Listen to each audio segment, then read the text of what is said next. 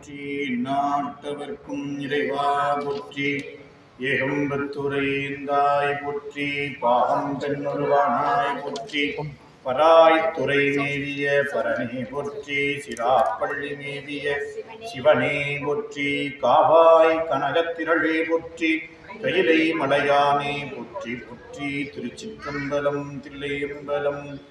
ஊழியர்கோன் பொழித்த புகழியர்கோன் கடல் போற்றி, ஆழிமிசை கல்மிதப்பில் அணைந்த பிரானடி போற்றி, வாழி திருநாவலூர் வன்கொண்டர் பதம் போற்றி, ஊழிமழி திருவாத ஊரர் திருத்தாள் போற்றி, திளைவாளந்தனரே முதலாக சீர்படைத்த தொல்லையதாம் திருத்தொண்ட தொகையடியார் பதம் போற்றி, உள்ளையவர் புராண கதை உலகறிய விரித்துரைத்த செல்வமொழி குன்றத்தூர் சேக்கிழாரடி போற்றி, ஈராண்டில் சிவஞானம் பெற்றுயர்ந்த நீ கண்டார் இணைத்தாள் போற்றி, நாராண்ட பல்லடியார்க்கு அருள் புரிந்த அருள் நம்பினற்றால் போற்றி, நீராண்ட கடந்தை நகர் மறைஞான சம்பந்தர நிகழ்த்தாள் போற்றி, சீராண்ட தில்லை நகர் உமாபதியார் செம்பதும திருத்தாள் போற்றி, தெளிவு குருவின் திருமேனி காண்டல் தெளிவு குருவின் திருநாமம் செப்பல், தெளிவு குருவின் திருவார்த்தை கேட்டல்,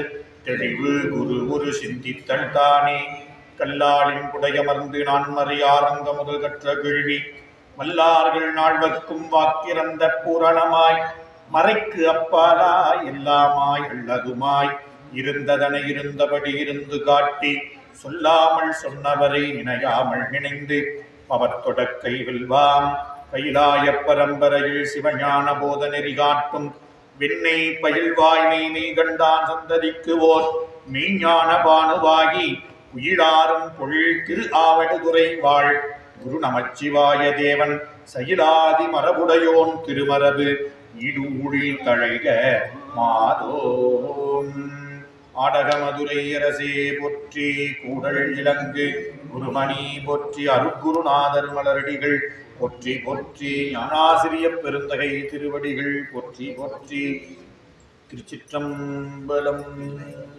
எல்லாம் அல்ல ஈர்த்தென்னை ஆட்கொண்ட அருதரும் அங்கையர்கண்ணி தாயாருடனமர் அருள்நிறை செந்தமிழ் சொக்கநாத பெருமானுடைய திருவடி தாமரைகளை மனம் வாக்கு காயத்தினால் வணங்கி, நம் பெருமக்களாக விளங்கக்கூடிய நாயன்மார் பெருமக்களுடைய பொன்னார் திருவடி தாமரைகளையும் மனம் வாக்கு காயத்தினால் வணங்கி, இச்சிறியனை ஈர்த்து ஆட்கொண்டு சைவமாம் நன்னெறியிலே ஆற்றுப்படுத்தி வரக்கூடிய எந்தைவரான் அருட்குருநாதருடைய திருவடி தாமரைகளையும், ஞானாசிரிய பெருமகனாருடைய திருவடி தாமரைகளையும் மனம் மொழி மெய்களால் வணங்கி, எழுந்தருள் இருக்கக்கூடிய அடியார் பெருமக்களுடைய திருவடி தாமரைகளையும் மனம் வாக்கு காயத்தினாலே வணங்கி, அருதரும் மரகதவள்ளித்தாயார் உடனமர் அருள்நிறை பட்டியம் பெருமானுடைய திருவருளாலும், நாயன்மார் பெருமக்களுடைய குருவருளாலும், தெய்வ சேக்கிழார் பெருமான் அருளி செய்த திருத்தொண்டர் புராணமாகிய ஞான நூலினை தொடர்ந்து சிந்திப்பதற்கும் வழிபடுவதற்கும் திருவருள் வாய்ப்பளித்திருக்கிறது.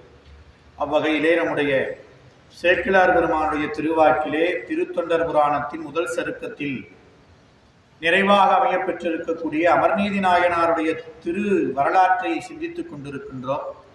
பொன்னி நன்னாடு என்று சொல்லக்கூடிய சோழ நாட்டிலே பழையாறு என்று சொல்லக்கூடிய அற்புதமான திருநகரின் கண் வணிகர் குலத்திலே அவதரித்தவர் அமர்நீதியார். சிந்தை செய்வது சிவபெருமானுடைய திருவடி அன்றி ஒன்றுமில்லாத சிந்தையுடையவர். அந்திவண்ணராக விளங்கக்கூடிய சிவபெருமானுடைய அடியவருக்கு அமுது செய்வித்தல், கந்தை கீழ் உடை கோவணம் முதலியவற்றை அன்போடு கொடுத்து தாம் சேர்த்த செல்வத்தினுடைய பயனை பெறக்கூடிய வாழ்வை வாழ்ந்து வந்தார். அப்படி வாழ்ந்து வரக்கூடிய அமர்நீதி நாயனார் திருநள்ளூர் என்ற தலத்திலே இறைவனுக்கு திருவிழா நடைபெறக்கூடிய அவ்வேளையிலே விருப்பத்தோடு அத்தலத்திற்கு சென்று வணங்கியவர். அங்கே வரக்கூடிய அடியார் பெருமக்கள் தங்குவதற்கும் அவர்கள் திருவமுது செய்வதற்கும் தக்க ஒரு திருமடம் வேண்டும் என்று நினைத்தவர் தான் அவதரித்த பழையாறு என்ற தலத்திலிருந்து தன்னுடைய குடும்பத்தோடு உற்றார் உறவினர்களோடு திருநள்ளூர் தலத்திற்கு குடிபெயர்கிறார் நாயனார். அப்படி அடியார்கள் தங்குவதற்கும் அமுது செய்விப்பதற்கும் திருமடத்தை திருநள்ளூரிலே குடிபெயர்ந்து அமைக்கிறார். அப்படி அற்புதமான திருத்தொண்டு செய்து வரக்கூடிய அமர்நீதி நாயனாருடைய அன்பையும் திருத்தொண்டின் திறத்தையும் உலகிற்கு காட்ட நினைத்த இறைவன் பிரம்மச்சாரியின் வடிவு கொண்டு அமர்நீதியாருடைய திருமணத்திற்கு எழுந்தருளுகிறார். அப்படி எழுந்தருளக்கூடிய நிலையில் அவரை வரவேற்று எதிர்கொண்டு வணங்கி திருவமுது செய்ய வேண்டும் என்று இறைஞ்சி வேண்டுகின்றார் நாயனர். வந்திருந்த பிரம்மச்சாரி, நான் காவிரியில் நீராடி வருகிறேன் என்று புறப்படும் பொழுது தான் தண்டிலே கட்டி வைத்திருந்த 2 கோவணத்தில் ஒரு கோவணத்தை நாயனாரிடத்திலே கொடுத்து, இதன் பெருமையை உமக்கு சொல்லித் தெரிய வேண்டியதில்லை, இதை பாதுகாப்பாக்க வைத்திருந்து ஒருவேளை நான் மழை வந்துவிட்டால் எனக்கு உதவ வேண்டும் என்று உன்னிடத்தில் கொடுத்து செல்கிறேன் என்று பிரம்மச்சாரி கொடுக்க அதை பெற்று பாதுகாப்பாக வைத்திருந்தார் நாயனார். காவிரியில் நீரார் சென்ற பிரம்மச்சாரி நீராடிவிட்டு வரும் பொழுது மழை பொழிந்து மழையில் நனைந்து வந்தார். வந்த பிரம்மச்சாரி திருமணத்தை அடைந்தவுடன் தன்னுடைய உடலில் இருக்கக்கூடிய ஈரம், அணிந்திருக்கக்கூடிய ஈர கோவணம், அதை மாற்றுவதற்காக, தன்னுடைய உடம்பில் ஈரத்தை மாற்றுவதற்காக கோவணத்தை கொடு என்றார். அவர் புறப்படும் பொழுதே கோவணத்தை மறைத்து போகச் செய்து சென்று விட்டார். அப்படி கோவணத்தை கொடு என்று சொன்னார். கொண்டு வாரும் கோவணத்தை என்றார் கோவணக் கள்வர். அவர் கேட்ட உடனே, அடடா அடியார் வருந்துகிறாரே ஈரத்தினால் என்று விரைவாக சென்று தான் வைத்த இடத்தில் நாயனார் தேடும் பொழுது, ஐயர் கைதவம் அறிவுறாதவர் கடிது அணுகி எய்தி நோக்குற கோவணம் இருந்த வேறு இடத்தில் மையில் சிந்தையர் கண்டிலர், வைத்த கோவணம் உன் செய்தது என் என்று திகைத்தனர் தேடுவாரானார். இவர் செஞ்ச கைதவம் பொய்மை என்று சொல்லக்கூடிய இந்த திருவிளையாட்டை அறியாத நாயனார், அவர் மயக்கமில்லாத சிந்தையுடையவர் சேக்கிலார், மையில் சிந்தையர் அமர்நீதி நாயனார். அவர் சென்று அந்த இடத்துல தான் பாதுகாப்பாக வைத்த இடத்துல தேடுகிறார். கண்டிலர், வைத்த கோவணம் முன் செய்தது என் தேடுவாரானார். பொங்கு வெண்கிளி கோவணம் போயின நெறிமேல். சென்ற வகுப்புல இந்த 20வது பாடல் வரை சிந்தித்தோம். தொடர்ந்து திருவரலாறை 21வது பாடல் இருந்து இந்த வகுப்புல சிந்தித்தோம். பொங்கு வெண்கிளி கோவணம் போயின நெறிமேல் சங்கையின்றியே தப்பினது என்று தம் சரக்கில் எங்கு நாடியும் கண்டிலர், என் செய்வார் நின்றார் அங்கன் வேதியர் பெரும் தொடக்கினில் அகப்பட்டார். அவர் வைத்த இடத்துல இந்த கோவணம் இல்லை. ஒருவேளை நாம மறந்து ஏதாவது அந்த கோவணத்தை எடுத்து நம்ம அடியார்களுக்கு கொடுப்பதாக வைத்திருந்த மற்ற ஆடையோட சேர்த்து வச்சுட்டோமோ என்னமோன்னு தம்முடைய சரக்கு இருப்பிலும் தொலைவுகிறார், தேடுகிறார். அதான் இடத்துல பாட்டில் சொன்னார், பொங்கு வெண்கிளி கோவணம் போயின நெறிமேல் சங்கையின்றியே தப்பினது. தான் பாதுகாப்பாக வைத்திருந்தும் எப்படி அது போயிருக்கும்னு தெரியல. எப்படி தப்பினது? லாக்கர்ல வச்சிருந்தோம், பர்சனல் லாக்கர். இது போயிருக்க வாய்ப்பு இல்லையே. ஆனாலும் எப்படியோ போச்சு தெரியல. ஒருவேளை தவறி சரக்கு இருப்பில் இருந்தால் அப்படின்னு என்று தம் சரக்கில் எங்கு நாடியும் கண்டிலர். அதாவது தம்மதாக தனக்குன்னு அங்க வச்சிருந்தார், வியாபாரத்துக்காக வச்சிருக்கிறார். அதுதான் சரக்குன்னு பேர். இவர் வணிகர் இல்லையா, வியாபாரத்துக்காக வச்சிருக்கிறார். அதிலையும் தேடுகிறார். எல்லாவற்றிலும் எவ்விடத்திலும் செய்கிறார், தேடுகிறார். ஆனா கிடைக்கல. நாடியும் எங்கு தேடியும் கண்டிலர், கிடைக்கல. அந்த கோவணம் அதான் மறைச்சிட்டார், எப்படி காண முடியும்? கண்டிலர், என் செய்வார், என்ன செய்ய போறாரு, என்ன செய்யறதுன்னு தெரியல. என் செய்வார் நின்றார், என்ன பண்றதுன்னே தெரியல. அவர் வேற சொல்லி கொடுத்துட்டு போனார், மழை வந்துச்சுன்னா எனக்கு வேணும். அதே மாதிரி மழை வந்துருச்சு. அவர் அதுக்கு உதவணும் தானே கொடுத்துட்டு போனாரு. மழை வந்தா எனக்கு அந்த ஈரத்தை போக்குவதற்கு இந்த ஆடை இருக்கட்டும், 2 நனைஞ்சு போச்சுன்னா அப்படின்னு கொடுத்துட்டு போனாரே, இப்ப அவரு துன்பத்துக்கு காரணமாயிட்டனே அப்படின்னு சொல்லி நின்றார். ஏங்க இப்படி நின்றார் அப்படின்னா, அவர் வேதியர் பெருந்தொடக்கினில் அகப்பட்டார் அப்படின்னு போன வகுப்புலயே பார்த்தோம். வேதியன் சிவபெருமானுக்கு தான் வேதியன்னு போடும். வேதியா வேதகீதா விண்ணவர் அண்ணா அப்படின்னு பாடுவார் தேவாரத்தில் பரிசாங்க. இப்ப அவனுக்கு தான் வேதியன்னு பேர், வேற யாருக்கு வேதியன்னு பேர் இல்லை. ஏன்? வேதத்தை சொன்னவனால வேதியன் இல்லைங்க, அவன் ஒருத்தன் தான் அவனை அன்பு செலுத்தக்கூடிய அடியார்களை வேதிப்பவன். வேதித்தல், ஆமா, வேதியன், சொற்றுணை வேதியன். அப்ப அவன் ஒருத்தன் தான் அவனுடைய அன்பர்களை வேதித்தல் என்ற, வேதித்தல்னா மாற்றம், வேதியியல் மாற்றம்னு சொல்றோம். அப்போ அடியவர்களது உலக சார்பினை எல்லாம் அப்படியே தம்வசம் ஆக்கிடுவான். அவன் நினைச்சானா, அவன் நினைச்சா ஒரு நொடியில அடியவர்களுடைய உலக சார்பினை எல்லாம் தம் சார்பு ஆக்கிக் கொள்ளும். அதுக்கப்புறம் பூதம் 5 நிலையில் கலங்கினும் மாதோர் பாகர் மலர்த்தாள் மரப்பிலார் அப்படின்னு பார்த்தோம். என்ன நடந்தா என்னங்க, வானதிக்கு மலை சூறாவளி அடிச்சா என்ன, நிலநடுக்க வந்தா என்ன, எனக்கு என் பெருமான் இருக்கிறான் அப்படின்னு அவனை சார்ந்து இருந்தான். அதை செய்தவன் சிவபெருமான் தான். அதனால அவனுக்கு வேதியன். அப்படி வேதியனாக இருக்கக்கூடியவனுடைய வலையில் அகப்பட்டார் அமர்நீர். ஒன்றும் பண்ண முடியாது. தொடக்கினில் அகப்பட்டார். இது சாதாரண தொடக்கு இல்லை, பெரும் தொடக்கு.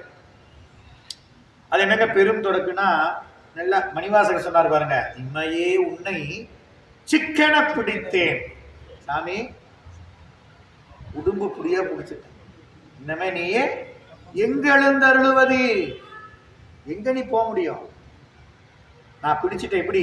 சிக்கன பிடித்தேன், எங்கெழுந்தருளுவது நீ. சிவபெருமானையா, சிவபெருமான அப்படிதான் பிடிக்கிறார். அவர் பிடிக்கிற அந்த பிடிக்குதான் பெரும் தொடக்கு. இந்த பெருந்தொடக்குங்கிறது இறைவனை பற்றக்கூடிய நிலை. அப்படி இறைவனை பற்றி மீள முடியாத நிலை. அவனை பற்றி நாமளே எப்படின்னா பற்றுவோம், அப்புறம் விட்டுருவோம். அப்பப்ப சுவிட்சு போட்டா லைட் எரியற மாதிரி, சுவிட்சை போட்டா சிவசிவா சிவசிவா சிவசிவா, சுவிட்சை ஆஃப் பண்ணிட்டா அவனே இவனே அது பண்ணி இப்படி நான் பண்ணாத அப்படின்னு உலக சார்பு. சுவிட்சை போட்டா பெருமானே என்ன போல கருணையான உலகத்தில் இல்லை, நீதான் எனக்கு எல்லாம் அப்படின்னு பற்றும் நம்ம அறிவு. அவ்வளவுதான். அவன் அந்த மாற்ற, நான் அந்த வேதியியல் மாற்றை, கெமிஸ்ட்ரி ஒர்க் அவுட் ஆகல நமக்கு. நமக்கும் கெமிஸ்ட்ரி ஒர்க் அவுட் ஆச்சுன்னா அவனை பற்றி மீள முடியாத நிலையை பெறலாம். உயிர்கள் அதுக்கு தகுதி உடையதுன்னு நம்ம நூல், நம்ம சமயம் சொல்லுது. அதை செய்பவன் அவன் தான் செய்யணும், நாம செய்ய முடியாது. நாம உலக சார்பு, பாசத்தை சார்ந்து இருக்கிறோம். என்ன வேணாலும் சொல்லுங்க, சிவபெருமான செஞ்சிருக்கலாம் அவரு அப்படின்னே தான் நம்ம அறிவு நிற்குமே தவிர, அட விடுங்க கிடக்குது என்னப்ப. செல்வ சீமானாக வாழ்ந்தார் இளையான்குடி மாறினார். யானை உண்ட கவர் சோறு மாதிரி செல்வம் எல்லாம் மறைஞ்சிடும். என்ன வருத்தப்பட்டாரு திருவருள். அதான் மீளம், இறைவனை பற்றி மீள முடியாத தொடக்கம். அவருக்கு எந்த சலனமும் கிடையாது அறிவுல. பரவாயில்லைங்க, திருவருள் அவன் இருக்கிறான்ல, அவ்வளவுதான், இதுலன்னா என்ன அப்படின்னு வாழ்ந்தார். அதுக்கு இறைவன் என்ன பண்ணா, கொண்டு போய் குபேரனுக்கு தலைவனா வச்சுட்டாச்சு, இளையான்குடி மாறினார். அப்போ பெரும் தொடக்கினில் அகப்பட்டார். தொடக்கின் அகப்பட்டவர், அதெல்லாம் சிக்கிட்டார். கோவணத்தை போய் தேடினாரு, பார்த்தாரு, கிடைக்கல, நின்றார், அகப்பட்டார். அடுத்து என்ன பாரு, மனைவியாரோடு மன்னிய கிளைஞரும் தாமும் இணையது ஒன்று வந்து எய்தியது என இடர்கூர்ந்து நினைவது ஒன்றிலர் வருந்தினர் நிற்கவும் மாட்டார் புனைய வேறு ஒரு கோவணம் கொடு புறப்பட்டார் அகப்பட்டார் புறப்பட்டார். என்ன பண்றது? மனைவியாரோடு.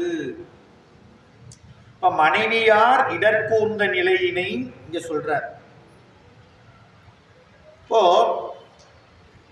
அவர் வருந்தி நின்றார் நாயனார். மனைவியாரோடு மன்னிய கிளைஞரும் தாமும் அப்படின்னு நீங்க சேக்கிழார் சொல்றார். ஏன்? எல்லாரும் சேர்ந்துதானே தராசல் நிக்க போறாங்க. மனைவியாரோடு மன்னிய கிளைஞர்னா குழந்தைங்க, மக்கள். என்ன பெரும்பேறு பாருங்க, இந்த வாய்ப்பு கிடைக்கணுமே. மனைவியாரோடு மன்னிய கிளைஞரும் தாமும் பொருந்திய வகையால் இடர்கூர்ந்து அமைந்து நின்றனர். எல்லாருக்கும் அடடா, நாயனார், அவருடைய மனைவியார், அவர் குழந்தை. அடடா, வேதியர் பிரம்மச்சாரி துன்பப்படக்கூடிய நிலையிற்கு நம்ம ஆளாயிட்டோமே. அவர் ஈரத்துல நடுங்கி நிற்கிறாரு. அவர் ஈரத்தை போக்குவதற்கு கோவணம் கொடுக்க முடியாம இருக்கிறமே. அவருடைய அவரை துன்பப்படுத்துவதற்கு நாம துணையா இருக்கிறோமே அப்படின்னு என்ன பண்றாங்க? வருந்தினர். இணையது ஒன்று வந்து எய்தியது என வாங்கி வச்சு அதை திருப்பி கொடுக்க முடியலையே. கொடுங்க, நான் பத்திரமா வச்சிருந்து கொடுக்குறோன்னு சொல்லிதானே வாங்கணும். வாங்கி வச்சத அப்படின்னு மனைவி மக்களும் வருந்துறாங்க. நம்ம கதை, நீதானே வச்ச, போய் பாரு. அப்பயே சொன்னேன், இவன்கிட்ட போய் கொடுக்குறாரு அப்படின்னு. ஆனா நாயனார் மனைவியும் அவருடைய மக்களும் என்ன பண்றாங்க? வருந்துகிறார். வாங்கி வைத்த பொருள் தப்பியது, மறையவர் பொருளுக்கு தரவு சொல்ல நேர்ந்தது. நம்மால இந்த பிரம்மச்சாரியாருக்கு இடர் நேர்ந்தது, நம்மளால துன்பம் வந்துருச்சு. நினைச்சு பாருங்க, நம்மால் துன்பம் வந்தது என்று நாயனாருடைய மனைவியும் கிளைஞர் மக்களும் நினைவது ஒன்றிலர் வருந்தினர். என்னடா இப்படி ஆயிடுச்சு, துன்பம் நம்மளால அவருக்கு வந்துருச்சு, இதனை நீக்குவதற்கு வழி தெரியாம நிக்கிறமே. வந்து எய்திய துன்பத்தை நீக்கும் வழி நினையத்தக்கது ஒன்றிலரா, என்ன செய்யறதுன்னு தெரியாம இந்த மனதில் வருத்தத்தோடு நிற்கவும் மாட்டார். நின்றுட்டே இருந்தா என்ன ஆகுறது? அவரு குருவில் நடுங்கிறார். காணமே நின்றுட்டே இருந்தோம்னா இன்பம் ஒரு துன்பம், இதுக்கே என்னன்னு தெரியல அப்படின்னு வருந்துறாங்க. உடனே என்ன பண்றது? சும்மாவும் நிற்க முடியாது, வருந்துகிட்டேவும் நிற்க முடியாது. வருந்தினர் நிற்கவும் மாட்டார் புனைய வேறொரு கோவணம் கொடு புறப்பட்டார். பிரம்மச்சாரியார் புனைய வேறொரு கோவணம் கொண்டு புறப்பட்டார். சரி, இதுக்கு மேலேயும் காலம் தாழ்த்த வேணும். ஏற்கனவே ஒரு மலையில நனைஞ்சு வந்திருக்கிறார், இதுக்கு மேலேயும் தாமதப்படுத்தினா இன்னும் புது.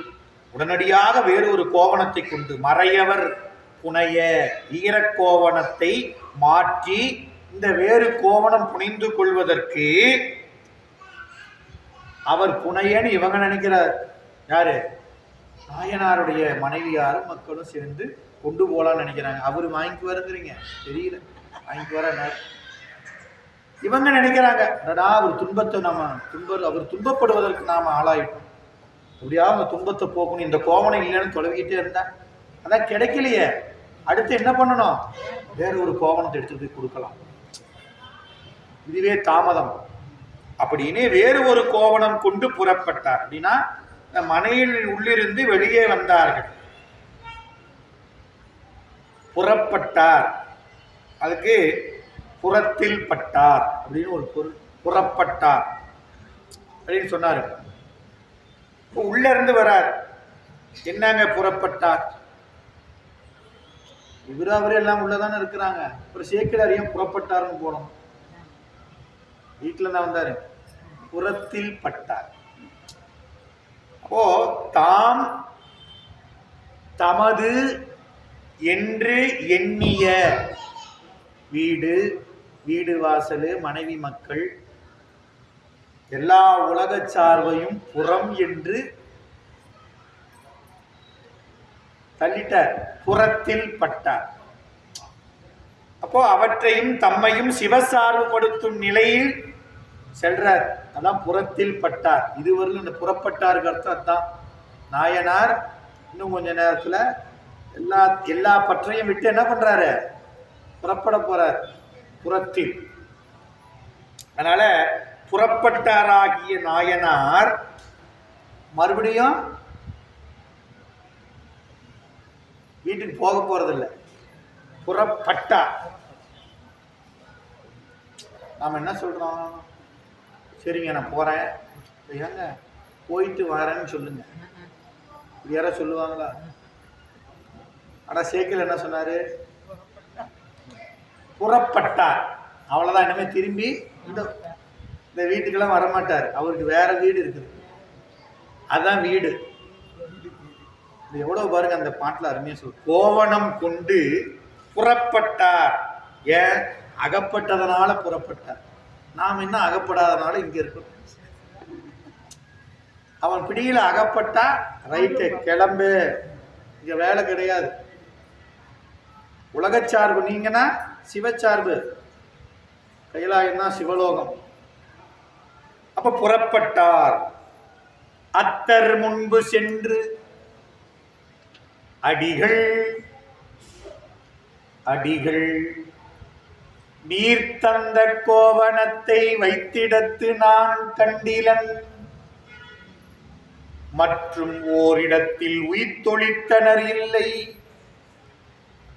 அஃது ஒழிந்தவாறு அறியேன், இத்தகைத்து வேறு அதிசயம் கண்டிலேன் என்று வேறு நல்லதொரு கோவணம் விரும்பி முன் கொணர்ந்தேன். தீரு கோவணம் அன்று நெய்தமைத்தது கிளர்கொள் நீரு சாத்திய நெற்றியே, மற்றது களைந்து மாறு சாத்தி என் பிழை பொறுப்பி என வணங்க. 2 பாட்டு ஒரு விண்ணப்பம். என்ன சொல்றாரு? அத்தர் முன்பு சென்று, அத்தன் சிவபெருமா, அத்தா உனக்கு ஆளா, என்னுடைய தந்தையே, எல்லா உயிர்களுக்கும் தந்தை இறைவன் யாரு? எல்லா உயிர்களுக்கும். அப்ப அந்த வந்திருக்கிறவர் யாரு? அத்தன் பிரம்மச்சாரி. அவர் மூலபேசி நாயனார் சொல்றார், அடிகள் அடிகள் அடிகள் அப்படின்னா பெரிய சாமி, நீங்க எங்க இருக்கிறீங்க? சிவபெருமானே, அடிகள் உமக்கு ஆளாயினி அல்லேன் எனலாமே. பெரிய பெருமான் அடிகளே. சிவபெருமானதான் என்னன்னு சொல்லுவாங்க? அடிகள். அதுக்கப்புறம் 2 பேருக்கு இருக்குது, அப்பூதி அடிகள், அப்பர் அடிகள், நமிநந்தி.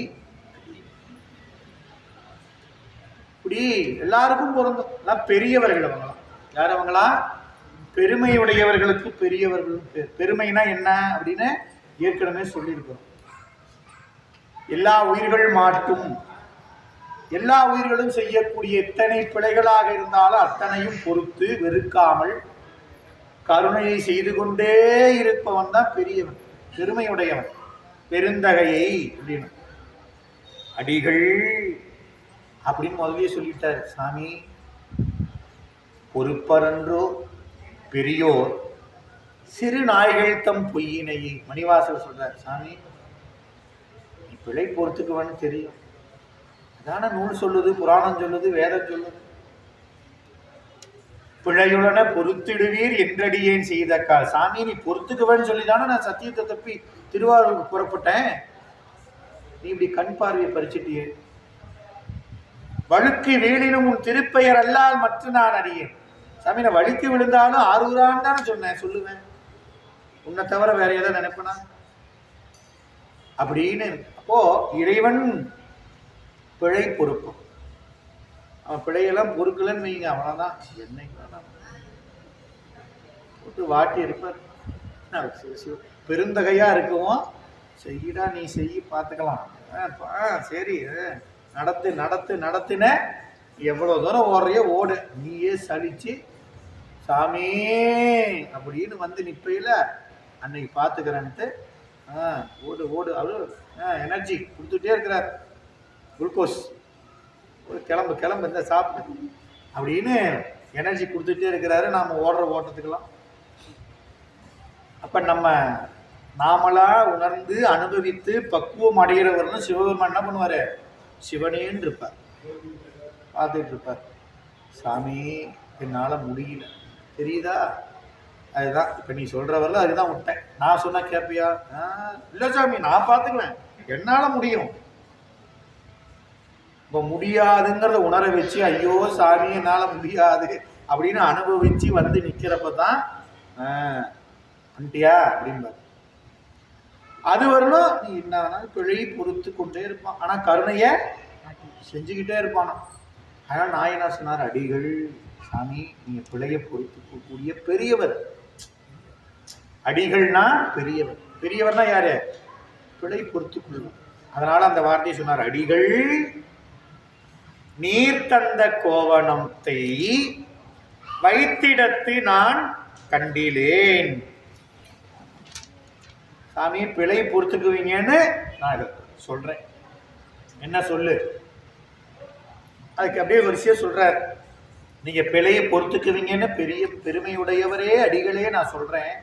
நீங்க தந்த கோவணத்தை நான் வச்ச இடத்துல காணோம். நான் சிந்தித்து சேமமாக பாதுகாப்பாக வச்ச இடத்துல அதை இப்போ நான் கண்டிலேன், காணோம். மற்றும் ஓரிடத்தில் உய்த்து ஒழித்தனர் இல்லை. நான் வைத்த அந்த பாதுகாப்பான இடத்துல போய் எடுத்து வேற இடத்துல வைக்கக்கூடிய வாய்ப்பும் கிடையாது. அப்படி இருக்கும்னு ஒரு வேளை நான் என்னுடைய சரக்குலையும் தேடி பார்த்தேன் சாமி, ஆனா அதனை காணோம். வேற யாராவது எடுத்து ஒழிச்சு வச்சிருப்பாங்களான்னா அதுக்கும் வாய்ப்பு இல்லை. நான் பாதுகாப்பா நானே என்னுடைய பர்சனல் லாக்கர்ல 2 பூட்டு பூட்டி வச்சிருந்தேன். பாஸ்வேர்டெல்லாம் போட்டு 00231 அப்படின்னு போட்டு, இப்பெல்லாம் வந்துருச்சு இல்லை சூட்கேஸ்ல சாவிலாம் கிடையாது, நம்பரை போட்டு விட்டு வச்சா டபக்குன்னு திறக்கும். அந்த மாதிரி நான் வச்சிருந்தேன் சாமி. அதை யார் எடுத்தும் ஒழிச்சு வைக்கிறதுக்கு வாய்ப்பு இல்லை. மற்றும் ஓர் இடத்தில் உய்த்து ஒழித்தனர் இல்லை. ஆனா நான் வச்ச இடத்துலையும் காணோம், என் சரக்குலையும் காணோம், யாரும் எடுத்திருக்க மாட்டாங்க, ஆனா காணோம். இப்படி போச்சுன்னே தெரியும். அது ஒழிந்தவாறு அறியேன் சாமி, அது எப்படி போச்சுன்னு எனக்கு தெரியல சாமி. வேறு அதிசயம் கண்டிலேன். ஒரே அதிசயமா இருக்குது சாமி, இது எப்படி போச்சுன்னு தெரியல. இங்கு கண்டது போன்று வேறொரு அதிசயத்தை நான் இதுவரைக்கும் கண்டதே இல்லை. ஆனா கண்ணு முன்னால பாக்குறேன். அது அதிசயம் அற்புதம்னு 2க்கும் வேறு பொருள் வேற. மணிவாசல் திருவாசகத்தில் அதிசய 10ன்னு தனியா 10 பாட்டு பாடினாரு, அற்புத 10ன்னு பாடினாரு. அதிசயம் பாடுறப்ப அதிசயம் கண்டாமே பாருங்க அப்படின்னாரு. எனக்கு கூட சாமி இதை செஞ்சிருக்கிறாரு பாருங்க அப்படின்னாரு. அற்புதம் சொல்றப்ப அற்புதம் விளம்பேனே தெரியலையே, அது சொல்ல முடியாது. அற்புதம் அதிசயங்கிறது பார்க்கலாம், கண்ணுக்கு தெரியும், இப்படிலாம் நடந்திருக்கு. அற்புதங்கிறது சொல்ல முடியாது வார்த்தையினால, உணர்வு. இப்ப என்ன அதிசயம், இது மாதிரி நடந்ததே இல்லை, நான் பார்த்ததே இல்லை சாமி என்று வேறு நல்லதொரு கோவணம் விரும்பி முன்கொணர்ந்து. அதனால சாமி வேற ஒரு கோவணம், வேறு நல்ல ஓர் கோவணம் நீங்க தந்தது போல் வேறு அப்படின்ட்டார். நீங்க கொடுத்தது மாதிரி இருக்காது, இருந்தாலும் இது நல்லது. வேறு கோவணம் தான் சாமி, நீங்க கொடுத்தது இல்ல, ஆனா இது நல்லது. ஓர் கோவணம் நீங்க தந்தது போல நல்லது இல்லைனாலும் அது காணோம். அதனை தவிர்த்து வேறுள்ள எல்லாவற்றிலையும் பார்த்தேன். என்னுடைய சரக்குலேயே ஃபர்ஸ்ட் கிளாஸ் நல்லா 80க்கு 80 நூலில் போட்டு அப்படியே அருமையா நெய்து. நம்ம சொல்லுவாங்கல்ல, துண்டு இதெல்லாம் நெய்யறப்ப பாவு முடிச்சுட்டு கொஞ்சம் தூரத்துக்கு செலவு நெய்யும். அப்படிலாம் இல்லை சாமி, முழுக்க செலவு தான். அப்படியே நெய்து வளர்ந்து கொடுத்தோம். அந்த மாதிரி ஒரு நல்ல நாங்க தயாரித்ததுல நெய்ததிலேயே நல்ல எல்லாவற்றிலும் நல்லது ஓர் கோவணம், ஒப்பற்ற கோவணத்தை விரும்பி கொண்டு வந்தவங்க. எப்படி கொண்டு வந்த? விரும்பி முன்கொணர்ந்தேன். எதுக்கு? நீங்க ஈரத்தை மாற்றி அணிந்து கொள்ள வேண்டும் என்று நாங்கள் விரும்பி. நீங்க ஏத்துக்குவீங்களோ இல்லையோ தெரியாது, நாங்க விரும்பி கொண்ட விரும்பிய காரணத்தினால முன்னர் நீர் தந்த கோவணம் போயின நெறியின் அதை தேடி முயற்சி செய்தோம், கிடைக்கல. அதனால அதை விட்டுட்டு, தேடுறதை விட்டுட்டு பின்னர் இந்த கோவணத்தை நாங்க கொண்டு வந்தோம். அதனால இந்த கோவணம் கீறு கோவணம் அன்று. இந்த கோவணம் கீறு கோவணம் அன்று அப்படின்னார். இப்போ முன்னர் குறித்தபடி நீங்க கொடுத்தது வெண்கிளி கோவணம். கீர் எதை கிழிச்சது? நீங்க கொடுத்த கோவணம் வெண்கிளி கோவணம். அப்போ நீங்க கொடுத்தது சாமி கிழித்தெடுத்த வகையை சேர்ந்தது. ஆனா இது அப்படி இல்லை, இது தனி கோவணம். நாங்க கோவணமாவே நெய்து பிடிச்சிருக்கோம். நீங்க கொடுத்தது கூட என்ன பண்ணது? அதை கிழிச்சு வச்சிருக்கிறது. ஆனா இது கோவணமாகவே நெய்து பெற்றது. அதனால இது ஒப்பற்றதோர் கோவணம். நினைச்சு பாருங்க. அப்ப அது அந்த வகையால நெய்தே இருக்கிறாங்க. இப்ப நாயனார் அது வாணிபம் செய்யக்கூடியவர் இல்லையா? இன்னைக்கு நாமெல்லாம் பார்க்கறோம் இல்லைங்க, பெரிய வேட்டியும் நெய்யப்படுகிறது, துண்டு நெய்யப்படுகிறது, சாமிக்கு ஆடை சின்ன ஆடை நெய்யப்படுகிறது, ஒரு மூலத்துல எப்படி வேணாலும் இன்னைக்கு இருக்கு. இல்லை இன்னைக்கு நுட்பம் நினைக்கிறான். அந்த காலத்திலேயே அமர்நீதி நாயனார், நேச நாயனார்லாம் நெய்திருக்கிறாங்க. அந்த நிலையில நாமளும் அந்த அந்த அருள் அந்த நிலையை நாமளும் அந்த தொழிலாம் செய்யறோம்னு நினைக்கும் பொழுது எவ்வளவு பாருங்க புண்ணியம். நிறைய பேர் நினைக்கிறாங்க நாயனார்கள் போற்றி, நேச நாயனார் அதான் செஞ்சார். அமர்நீதி நாயனார் அதான் செஞ்சார். இப்ப கோவணமாகவே நெய்து எடுத்தது சாமி. இத கீறு கோவணமா கிழிச்சதுன்னு நினைச்சுக்காதுங்க. இது நெய்து அமைத்தது, கோவணமாகவே நெய்தது. கிளர்கொள் நீரு சாத்திய நெற்றியீர், கிளறச் செய்து தன்னதாக்கி கொண்ட நீற்றினை சாத்திய நெற்றியுடையீர். கிளர் நீரு கொள் நீரு ரெண்டு பிரிச்சு சொன்னார். கிளர் நீரு கொள் நீரு. கிளர் கொள், கிளறச் செய்தல் என்னங்க? அந்த திருநீருக்குரிய சிறப்பு. திருநீர் என்ன பண்ணும் அப்படின்னா உயிர்களுடைய மலங்களை கிளறச் செய்யும். கிளறச் செய்தல்னா எரிக்கும். இந்த திருநீர் என்ன பண்ணும்? ஆணவம், கண்மம், மாயை இந்த மூன்று மலங்களை என்ன பண்ணிடும்? திருநீரு எரிச்சிடுமா? மலங்களை எரிக்கதா கிளர் நீர். கொள் நீரினார் கொள்ளுதல். திருநீரு யாரெல்லாம் பூசிக்கொள்கிறார்களோ அவர்களை எல்லாம் தன்மயமாக்கி கொள்ளுமா. பேணி அணிபவர்க்கெல்லாம் பெருமை கொடுப்பது.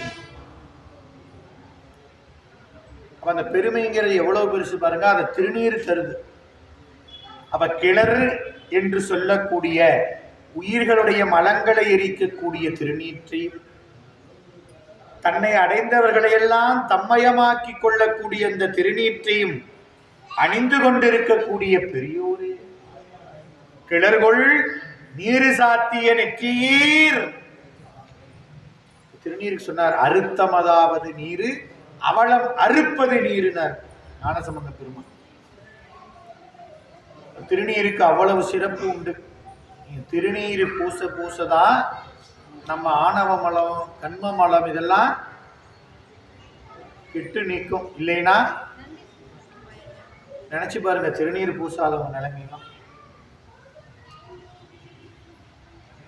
நம்முடைய சமயத்தில் அந்த திருநீறு என்பது அவ்வளவு சிறப்புக்குரியது. நெற்றியில திருநீர் இல்லாமல் இருக்கக்கூடாது. எப்பயும் கையில சிவபெருமானுக்கு பூதிப்பையன் திருநீர் கையிலே வச்சிருக்கிறாராம். பூதிப்பையர் அவன் கையிலே வச்சிருக்கணும். குறைய என்ன பண்ணான்? திருநீர் பூசிக்கிட்டே இருக்கணும். என்ன பண்றது, காலையில சாப்பிட்டும் குறைஞ்சா மதியம் சாப்பிட தெரியுது எனக்கு. ஆனா சரி, மதியான திருநீர் பூசணும்னு தெரிய மாட்டேங்குது. காலைல பூசிட்டோம், மதியானம் சாப்பிட்றது குறைஞ்சா இரவு சாப்பிட தெரியுது. நெத்தியில திருநீர் காணோம்னா பூச தெரிய மாட்டேங்குது. இப்ப திருநீரு அவ்வளவு சிறப்பு வாய்ந்தது. அப்ப அந்த திருநீரை சாற்றி இருக்கக்கூடிய நெற்றி உடையவரே, மற்றது களைந்து மாறு சாத்தி என் பிழை பொறுப்பீர் என வணங்க. சாமி, இந்த கோவணத்தை நீங்க சாற்றி கொண்டு என்னுடைய பிழையை பொறுத்தருளுங்கள் அடிகளே அப்படின்னா. மற்றது என்னது? மற்றது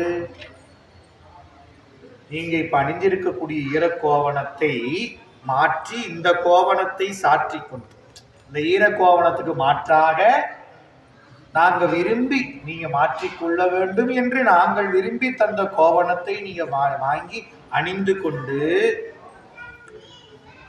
கொள்ளும் மட்டுமல்ல, நீங்க கொடுத்ததை நான் உங்ககிட்ட பாதுகாப்பா வச்சிருந்து திருப்பி கொடுக்க முடியாம போயிட்டு உங்களுக்கு இடர்பாட்டை கொடுத்து விட்டோம்.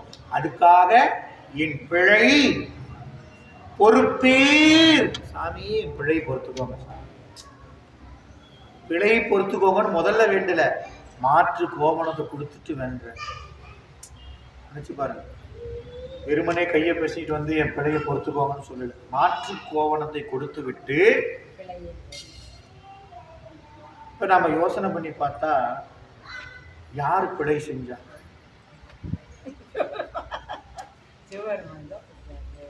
பிழை செய்தது யாரு? நாம கொஞ்சம் ஆராய்ச்சி பண்ணி பார்ப்போம். இப்ப நாயனார் மேல தவறு இல்லை, பிழை கிடையாது இல்லையா? ஒரு யோசனை கொடுத்தாரு, வாங்கி கொண்டு போய் வச்சார், வச்சுட்டு பூட்டிட்டு வந்தாரு. இவர் போற போக்குல மறைச்சிட்டு போயிட்டார் அப்படின்னு சேக்கிழார் சொல்லியிருக்கிறார். நான் நாயனார் பிழை செய்யல, ஆனா நான் பிழை செய்யலன்னு அவர் சொன்னாரா? நான் பிழை செய்து விட்டேன். நாங்கள் அப்படின்னாங்க குடும்பத்தோட. ஏன்? ஒருத்தர் பாதுகாப்பாக வச்சு சொல்லி திருப்பி கொடுக்கணும்னு சொன்னதை வச்சிருந்து திருப்பி தர முடியாம போயிட்டோம். அதனால தான் பிழை செய்ததாகவே கொண்டு ஆனந்தம் என்ன சொல்லியிருப்பேன், எங்க வச்சேன், ஊட்டி வச்சிருந்தேன், காணோம், அவ்வளவுதான். என்னங்கிறீங்க? கொடுத்துட்டேன்ல ஒண்ணு, சும்மா போவீங்களா? அதான் உங்களுக்கு வர, நீ கிழிச்சு கொண்டு வந்து கொடுத்த, நான் உனக்கு நெச்சதே கொடுக்குறேன், ஃபர்ஸ்ட் குவாலிட்டி ராம்ராஜ் காட்டன் அப்படிங்கிறமே வச்சுக்கோங்க சாமி, அவ்வளோதான். இதுக்கு போய் ரொம்ப பெருசா. ஆனா நாயனார் என்ன பண்ணாரு? பிழையை தமதாக்கி கொண்டு. நினைச்சு பாருங்க, எவ்வளவு ஒரு நிலை வேணும்னு பாருங்க. பிழையே செஞ்சிருந்தாலும் நான் செய்யலன்னு சொல்ற என் அறிவு எங்க? அவன் அப்படி ஒத்துக்குமா? அவன் தான் வந்து இடிச்சான். கல்லு இடிச்சிடுச்சு, முள்ளு குத்திடுச்சு இல்லையா? நாம எங்க போய் என் பிள்ளைன்னு ஒத்துக்குறோம்? நான் போய் கல்லு இடிச்சுன்னு சொல்றேன், அது கடக்குது, முள்ளு பாட்டு கடக்குது.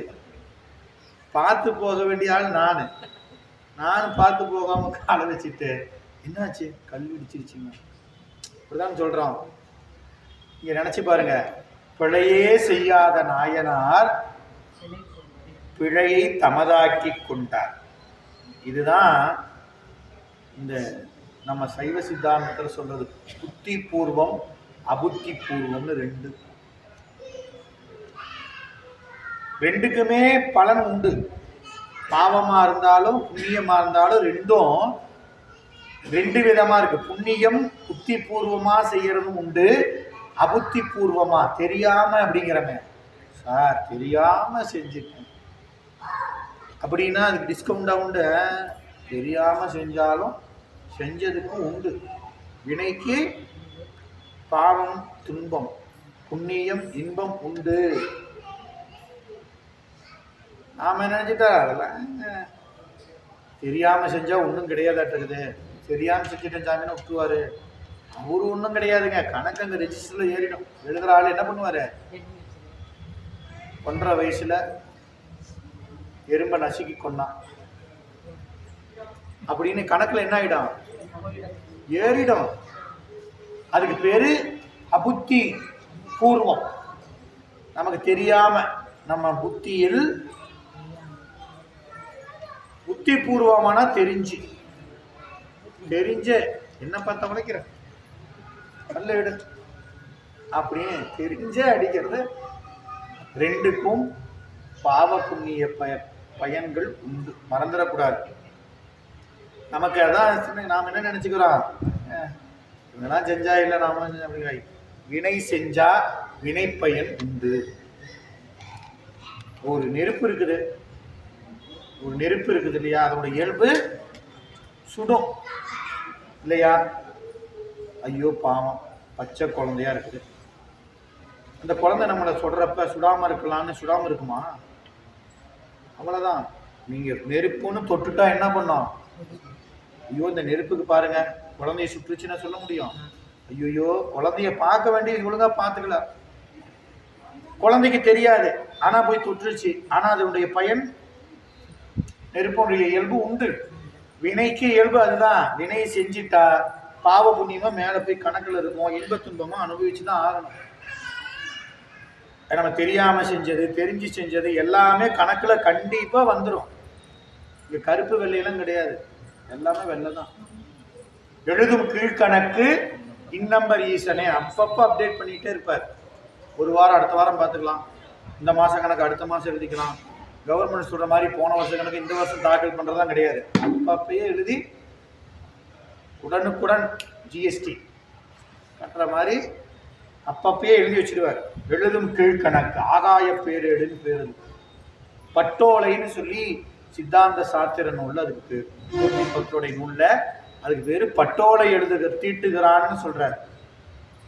சிவபெருமான் என்ன பண்றாரு, இதை நாம நினைச்சோம்னா இதை உணரணும். யாருக்கு தெரியுது அப்படின்னா அவனுக்கு ஒண்ணும் இல்லை, நம்ம கணக்கு ஏறிட்டு. அப்ப புத்தி பூர்வம் அபத்தி பூர்வம்னு 2 பிழை. இந்த பிழையை எவ்வகை தாயினும் தம்மால் பிழை செய்யப்பட்டவருக்கு ஒன்று போல. அப்ப இவரு எப்படி போச்சுன்னு தெரியல, அதனால நான் செய்யலன்னு மறுக்கல. எனக்கு தெரியல ஆனா பிழை, எனக்கு தெரியலதான் ஆனாலும் பிழை செய்தது நான். அபுத்தி பூர்வம். புத்தி பூர்வமா தொலைக்கல, கவனக்குறைவால எங்கேயோ போய் வச்சுட்டு தொலைச்சிருந்தா அது புத்தி பூர்வம். ஐயோ இப்படி வைக்கலாம், அடுத்த நாள் எடுத்து வச்சுக்கலாம், அவர் கடக்கிறாருன்னு வச்சுட்டு காணாம போச்சுன்னா அது புத்தி பூர்வம். வேணும்னு போய் வேற இடத்துல வச்சுட்டு அவர் பாதுகாப்பா வைக்க சொன்னாரு, சொல்லியும் நாளைக்கு வச்சுக்கலாம் அப்படின்னு டேபிள் மேல வச்சுட்டு நான் என்ன பண்ணுவேன், சரி போய் குளிச்சுட்டு வாங்க போங்க, சும்மா இதான் வரப்போறாரு, இதை வேற 1 மணி நேரத்துல குளிச்சுட்டு வர போறாரு, இதை வேற பாதுகாப்பா இங்க கடந்தா வந்தா எடுத்து கொடுத்துட்டு போகலாம் அப்படின்னு தான் நான் நினைப்பேன். ஆனா நாயனார் அப்படி நினைக்கல, சேமமா வச்சார். திருநீலகண்ட குயனார்னாச்சும் அவர் எப்போ வருவாருன்னு தெரியாது, அவர் போய் பாதுகாப்பா வச்சது ஒரு நியாயம். ஆனா இவர் இப்போ குளிக்க தானே போயிட்டு வராரு, அது வீட்டுக்குள்ளதானே இருக்குது, மலையில நனைய போறதில்ல, இங்க வச்சிருந்தாலும் இருக்கும்ல டேபிள்ல. ஆனா போய் ஒரு சேமமா வச்சாரு பெட்டியில. அதனால அவர் புத்தி பூர்வமா பிழை செய்யல, ஆனாலும் அபுத்தி பூர்வமா பிழை அப்படின்னு நினைக்கிறார் நாயகன். அதனால வருந்துகிறார், பிழை பொறுப்பீர் என்று வணங்குகிறார். பல அடியார்களுக்கு கோவணம் கொடுத்த பெருமையுடைய பெரியவரான நாயனார் பிழை பொறுப்பீர் என்று அடிகள்கிட்ட வணங்கி நிற்கிறார். நினைச்சு பாருங்க, சாமி நான் எத்தனாயிரம் பேருக்கு கொடுத்துருக்கேன் தெரியுமா, பரவாயில்ல நான் கட்டிக்கோங்க அப்படின்னு சொல்லல. சாமி என் பிழைய அப்படின்னு வணங்கி நிற்கிறார். அப்படியே கேமரா ஷேக்கில் கொண்டு போய் காமிக்கிறார் பிரம்மச்சாரி. அப்படி என்ன பண்ண போறார், நின்ற வேதியர் வெகுண்டு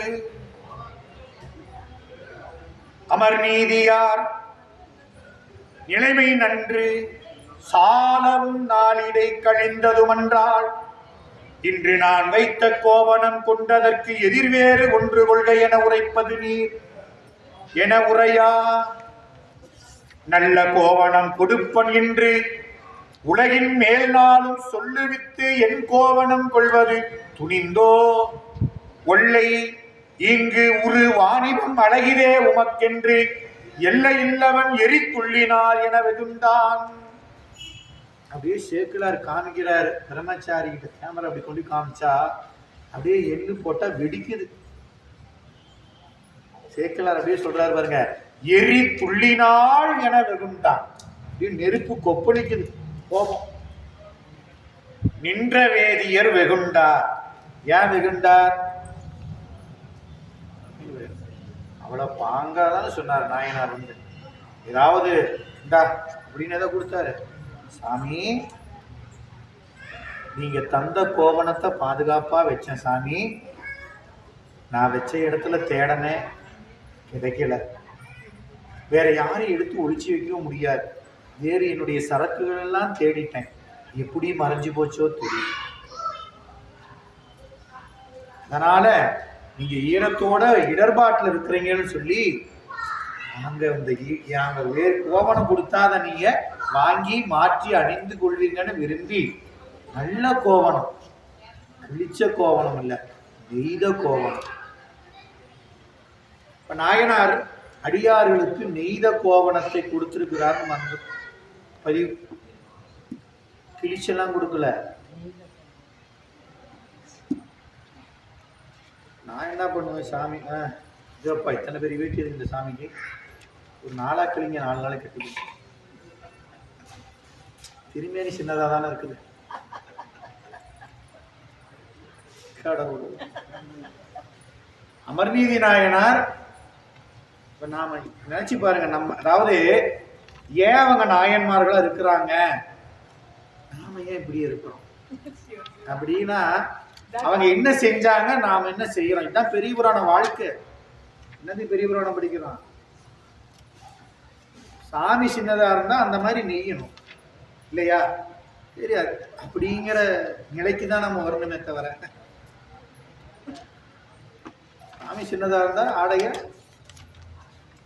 கிழிச்சு நாம கட்டுவோமா, கிழிச்சு வேட்டியா இருந்தா கிழிச்சு அது ஓரம் அடிச்சு அதை செலவை கொடுத்து அதை அயன் பண்ணி அப்படி வச்சு பார்டர் வச்சு கட்டி. சாமிக்குன்னா அப்படி சுத்தமா நிக்குது, அவ்வளவுதான். அப்ப அமர்நீதி நாயனார் அடியார்களுக்கு என்ன கோவணம் கொடுத்தாரு அப்படின்னா, மீது அமைத்த நல்ல கோவணம் கொடுத்தார், கீறு கோவணம் கொடுக்கல. நினைச்சு பாருங்க, அது மாதிரி நல்ல கோவணம் சாமி நீங்க அணிந்து கொள்ளுங்கன்னு பணிந்து பிழை பொறுத்துக்கோங்கன்னு வணங்குறார். இவர் பெருமையுடையவர் தானே, சரிப்பா பரவாயில்ல குடுன்னு வாங்கணுமா இல்லையா, வாங்கலை. வாங்கினா நாயனாருடைய அன்பும் தொண்டு எப்படி உலகத்துக்கு தெரியும். அதனால் நீங்கள் அவனை தப்பாக நினைக்காதீங்க. சிவபெருமான் காரணம் இல்லாமல் எதையும் செய்ய மாட்டார்.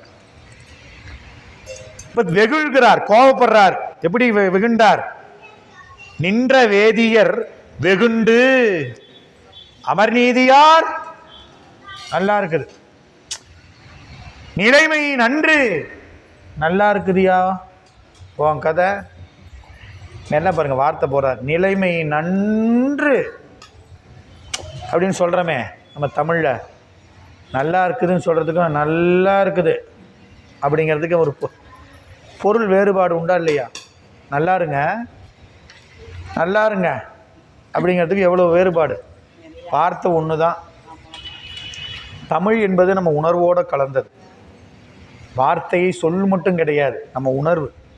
அதனால தான் சிவமே தமிழ், தமிழே சிவம்ங்கிறாங்க. நீங்கள் வார்த்தையை நாம் உணர்வினால பொருள் வேற ஆகும். அப்போ என்ன சொல்கிறாரு, அமர்நீதியார் நிலைமை நன்று. நல்லா இருக்குது.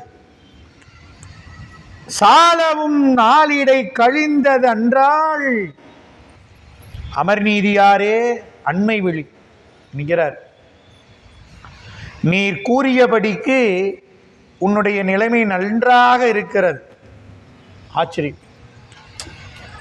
அப்படின்னா என்ன அர்த்தம்? நல்லது இல்லைன்னு அர்த்தம். நன்று நல்லாரு அப்படின்னா என்ன அர்த்தம்? அது மாதிரி நன்று அப்படின்னா நன்றன்று, நீ சொல்றது நல்லது இல்லை அப்படின்னு அர்த்தம். நான் கொடுத்துட்டு போய் ரொம்ப நாள்லாம் ஆகலை. சாலவும் நாள் இடை கழிந்தது மன்றார். ஏயா நான் என்ன நேற்று கொடுத்துட்டு போனா, இல்லை முந்தா நேற்று கொடுத்தனா, இல்லை போன வாரம் கொடுத்தனா, போன மாதம் கொடுத்தனா? இப்போ தானே கொடுத்துட்டு போனேன். சாலவும் நாள் இடை கழிந்ததென்றால் நல்லா இருக்குதே நீ சொல்ற கதை. நான் தந்ததற்கு காணவில்லை என்று நீ சொல்வதற்கும் இடையில பல நாள்லாம் இல்லை. நீ சொல்றது ரொம்ப நல்லா இருக்குது. அசால்ட்டா சொல்லிட்ட காணன்னு. குளிக்க போறேன், மழை வந்தா நனைஞ்சிட்டா இந்த கோவணம் ஈரமாயிடும். அதுக்காக ரெண்டையும் வச்சிருந்தா ரெண்டும் நனைஞ்சு போயிடுச்சுன்னா சிரமம். நீ ஒன்று வச்சிரு, நான் வந்து மாற்று உடைக்கு ஆகும்னு கொடுத்துட்டு போகிறேன். நீ என்னமோ சாதாரணமாக காணங்கிற, என்னமோ போன வாரம் போன மாதம் போன வருஷம் கொடுத்த மாதிரி. நல்லா இருக்குதுயா. இன்று நான் வைத்த கோவணம் அது மட்டும் இல்லை, நான் கொடுத்ததை இல்லைன்னு சொல்கிறதும் காட்டியும் நீ என்னமோ நான் வேற கோவணம் கொடுக்குறத கட்டிக்கோங்கிற. நான் கொடுத்ததை நீ தள்ளங்கிறதே அதை வேற, நீ அதுக்கு வேற நான் வேற. இன்று நான் வைத்த கோவணம் கொண்டு அதற்கு எதிர் வேறு ஒன்று கொள்கை என உரைப்பது நீர். என்ன தைரியம் உனக்கு? நான் எவ்வளவு தூரம் சொன்னேன். ஓங்கு கோவண பெருமையை உள்ளவாறு உமக்கு இங்கு நான் சொல்ல வேண்டியது இல்லை. வாங்கி நான் வருமளவு உம்மிடத்தே இகழாது வைத்து நீர் தாரும் அப்படின்னு சொல்லி கொடுத்தனா இல்லையா? ஆமாங்க சாமி. காணுங்கிற அது கூட போயிட்டு போதே, வேற கோவணம் கொடுக்குற. ஓ, என் கோவணத்துக்கு மாற்று உண்டா? அதுக்கு இது ஒப்பதுன்னு நினைச்சிட்டியா? நீ என் கோவணத்துக்கு நிகராக நீ கொடுத்துட்டேன்னு நினைச்சிட்டியா? தர முடியுமா? சிவபெருமானுக்கு நம்ம என்ன தர முடியும்? ஒன்றும் கிடையாது. ஒரு சொம்பு தண்ணி ஊற்றினாலும் அவன் கொடுத்தது தான் தண்ணி. ஊற்றுற சொம்பு அவன் கொடுத்தது தான். ஒரு செடியில் ஒரு பச்சை இலையை பறித்து போட்டாலும் அவன் கொடுத்தது தான். அங்கே இருக்கிற திருமேனி அவன் கொடுத்தது தான். கல், மண், நீர், நெருப்பு, காற்று, ஆகாயம், அது இது, பழம், காய், பழத்தில் இருக்கிற சுவை, பூவில் இருக்கிற மனம் எல்லாம் அவன் தான். அப்பர் சாமி சொல்லிட்டார், காயாகி பழமாகி பழத்தில் நின்ற ரதங்கள் நுகர்வானும் தானே ஆகி. அப்படின்னு சுவைக்கிறமே, அந்த சுவையும் அவன் தான்ட்டார். பழமாகவும் இருப்பான், உணர்வாகவும் அவனே தான் இருக்கிறான். அப்போ என்ன செய்ய முடியும் அவனுக்கு? நாம் எதை செய்ய முடியும்? நத்திங். அதான் மணிவாசகர் சொன்னார், இறைவனே நீ என் உடலிடம் கொண்டாய், நான் இனி உன்னை என் இறக்கேன். உங்ககிட்ட என்ன சாமி நான் கேட்கறேன்? நான் இதற்கிழன்வார் கைமாறு, நான் என்ன உனக்கு செய்ய முடியும்? ஒன்றுமே செய்ய முடியாதுன்ற. ஏதாவது செய்ய முடியுமா? இறைவனுக்கு நாம் செய்வதெல்லாம் நமக்காக செய்வது. சிவபெருமானுக்கு நாம் செய்யறது, நாம அவனுக்காக செய்யறோம்னு நினைக்கிறோம். ஐயோ அப்பா, தினமும் பூசை பண்ணுறேன், நான் அவனுக்காக சிவ பூசை பண்ணுறேன், சிவனுக்கு பண்ணுறேன். சிவனுக்கெல்லாம் பண்ணல, எனக்கு பண்ணிக்கிறேன். நான் பக்குவப்படுறதுக்கு, நான் திருந்துறதுக்கு, நான் கடை தேர்றதுக்கு, என் ஆன்மா பக்குவப்படுறதுக்கு நான் பூசை பண்ணுறேன். அவன் அதை செய்ய வைக்கிறான், அதுவும் நான் செய்யலை. அவன் செய்ய வைக்கிறான். அப்படி தண்ணி ஊற்று, இப்படி பூ வையே, இப்படி 2 பாட்டு பாடு, இந்த மாதிரி பிரதோஷத்து கோயிலுக்கு வா, அமாவாசை கோயிலுக்கு வா, தேவாரம் பாடு, உடவாரம் செய்யி, அப்படி பண்ணுன்னு என்ன பண்ணுறான்? உள்ளே இருந்து அவன் அறிவிக்கிறான். ஏன்? நான் நல்வினை செஞ்சுருக்கிறதுனால. இல்லைன்னா கிளம்பு, அங்கே பாரு, இங்கே பாருன்னு ஏதோ ஒரு பக்கத்தை டைவெர்ட் பண்ணி போய்கிட்டே இரு. இன்னும் 20-30 பிறவி கழித்து பார்த்துக்கலாம், அவன் வினை கணக்கு அப்போ தான் வருதுன்னு தண்ணி தெளித்து விட்டுருவார். ஏதோ நல்வினை கொஞ்ச நாள் செஞ்சுருக்கவும், சிவபெருமானை பார்க்கவும், அவனை பாடவும், அவனை சிந்திக்கவும், அவனை பூசை பண்ணவும், பெரியவரான சிந்திக்கவும் வாய்ப்பு கிடச்சிருக்குது. பெறலாமே நல்வினையே. ஞானசம்பந்தர் சொன்னார்ல. அப்போ நான் கொடுத்ததுக்கு ஒப்பா எதிர் வேறு ஒரு கோவணம். ஓ, என் கோவணத்துக்கு எதிரா நீ ஒரு வேறு கோவணம் கொடுக்குறியா? வார்த்தை பாருங்க, நான் வைத்த கோவணம் கொண்டு என் கோவணத்தை எடுத்துக்கிட்டு அதற்கு எதிர் வேறு ஒன்று கொள்கை என உரைப்பதே நீர் கொண்டுன்ட்டாரு. என்னன்னு சொல்லிட்டாரு? இங்க என்ன சொல்றாரு இந்த பிரம்மச்சாரி? நீ எடுத்துக்கிட்ட அப்படின்ட்டாரு. கொண்டு நீ வைத்து கொண்டு, நான் இது பெருமை சொல்லிதான் உனக்கு தெரியலன்னு சொன்ன உடனே ஓ இது நமக்கு ஆகும்னு சொல்லி நீ வச்சுக்கிட்ட. திருநிலை கொண்டதுக்கு குயவனார்கிட்ட சொன்னார் பாருங்க, அந்த மாதிரி நான் பொன்னினும் போற்ற வேண்டியதுன்னு சொன்னதுனால ஓ இது நமக்கு ஆகும்னு வச்சுக்கிட்டு இல்லைங்கிறியானார். அதே மாதிரி சொன்னார், நீ கொண்டு அதற்கு வேறு ஒன்று கொள்கை என உரைப்பது. அப்ப பல நாள் போகல, இன்னைக்கு தான் நான் கொடுத்தேன், இன்னைக்கு கொடுத்ததை காணோன்னு சொல்றேன்னா புரிஞ்சிருச்சு எனக்கு. இது பெருமையுடையதுன்னு சொன்னவொடனே இதனை வைத்து கொண்டு என்னதை வாங்கி கொண்டு பெற்றுக்கொண்டு ஒப்புக்கொண்டு இப்போ வச்சு கொண்டு,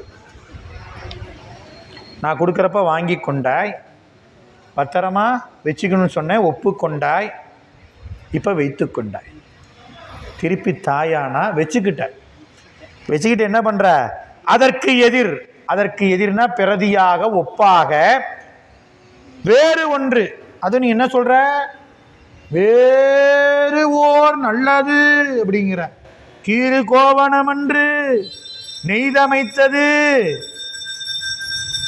வேறு கோவணம் சொன்னது பத்தாம நல்ல கோவணம்னு சொல்ற, ஓர் கோவணம்ங்கிற, கீறு கோவணம் இல்லைங்கிற, நெய்தமைத்ததுங்கிற, 4 விதமா சொல்ற. நீ கொடுத்த கோவணம் எவ்வளோ பெருசுன்னா நான் உங்ககிட்ட கொடுத்தது எவ்வளோ பெருசு? நீ கொடுக்குற கோவணத்துக்கு இவ்வளவு போடுற. வேறு கோவணம், ஒப்பற்ற கோவணம், நல்ல கோவணம், கிழிக்காதது, நெய்தது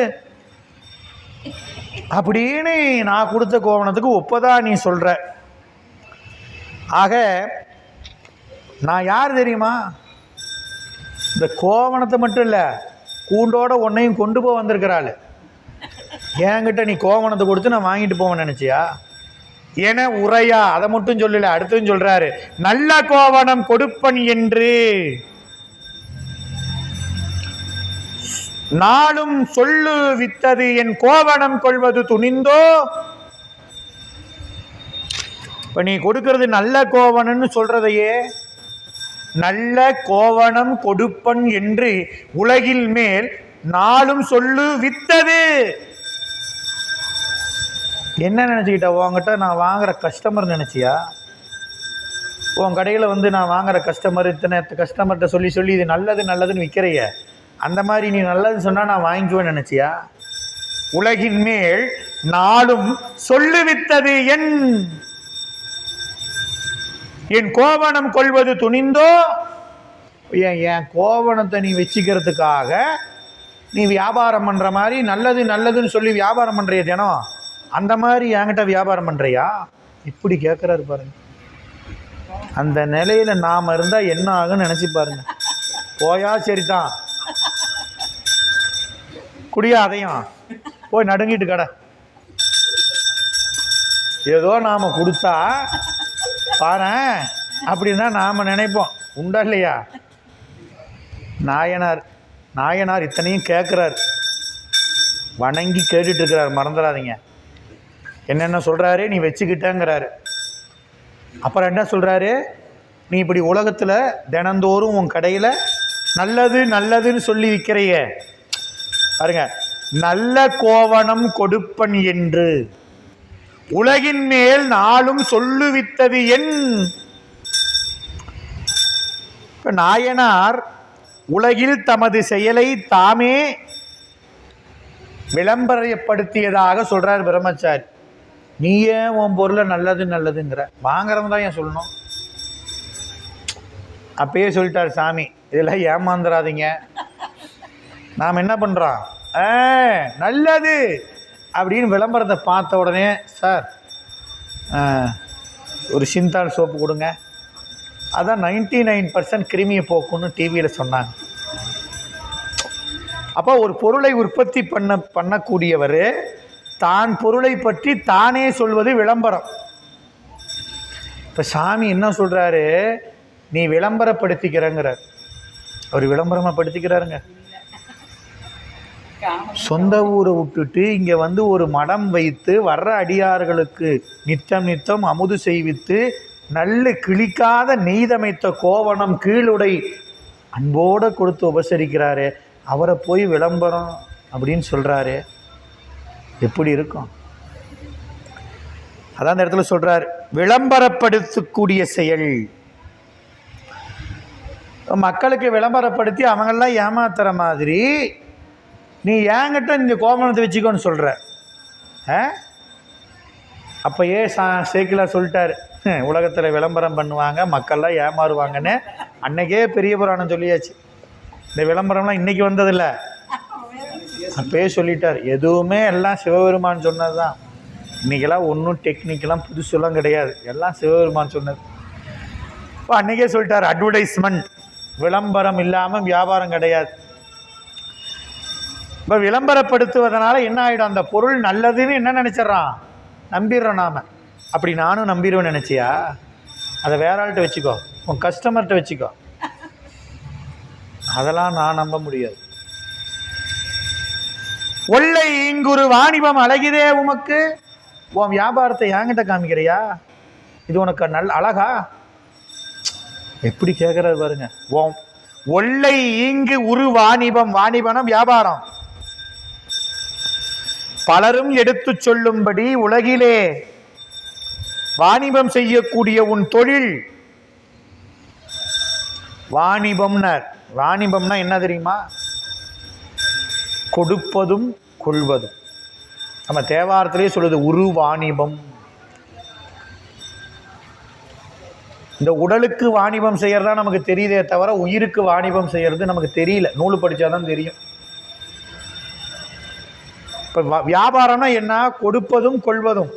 கடையில் போய் ஒன்று வாங்கணும்னா நாம் ஒன்று கொடுத்தா தான் அவன் கொடுப்பான். அந்த காலத்தில் பொருள், அரிசிக்கு கோதுமையும் கோதுமைக்கு அரிசியும் எல்லாம் திரைப்படத்தில் பார்த்துருப்பீங்க.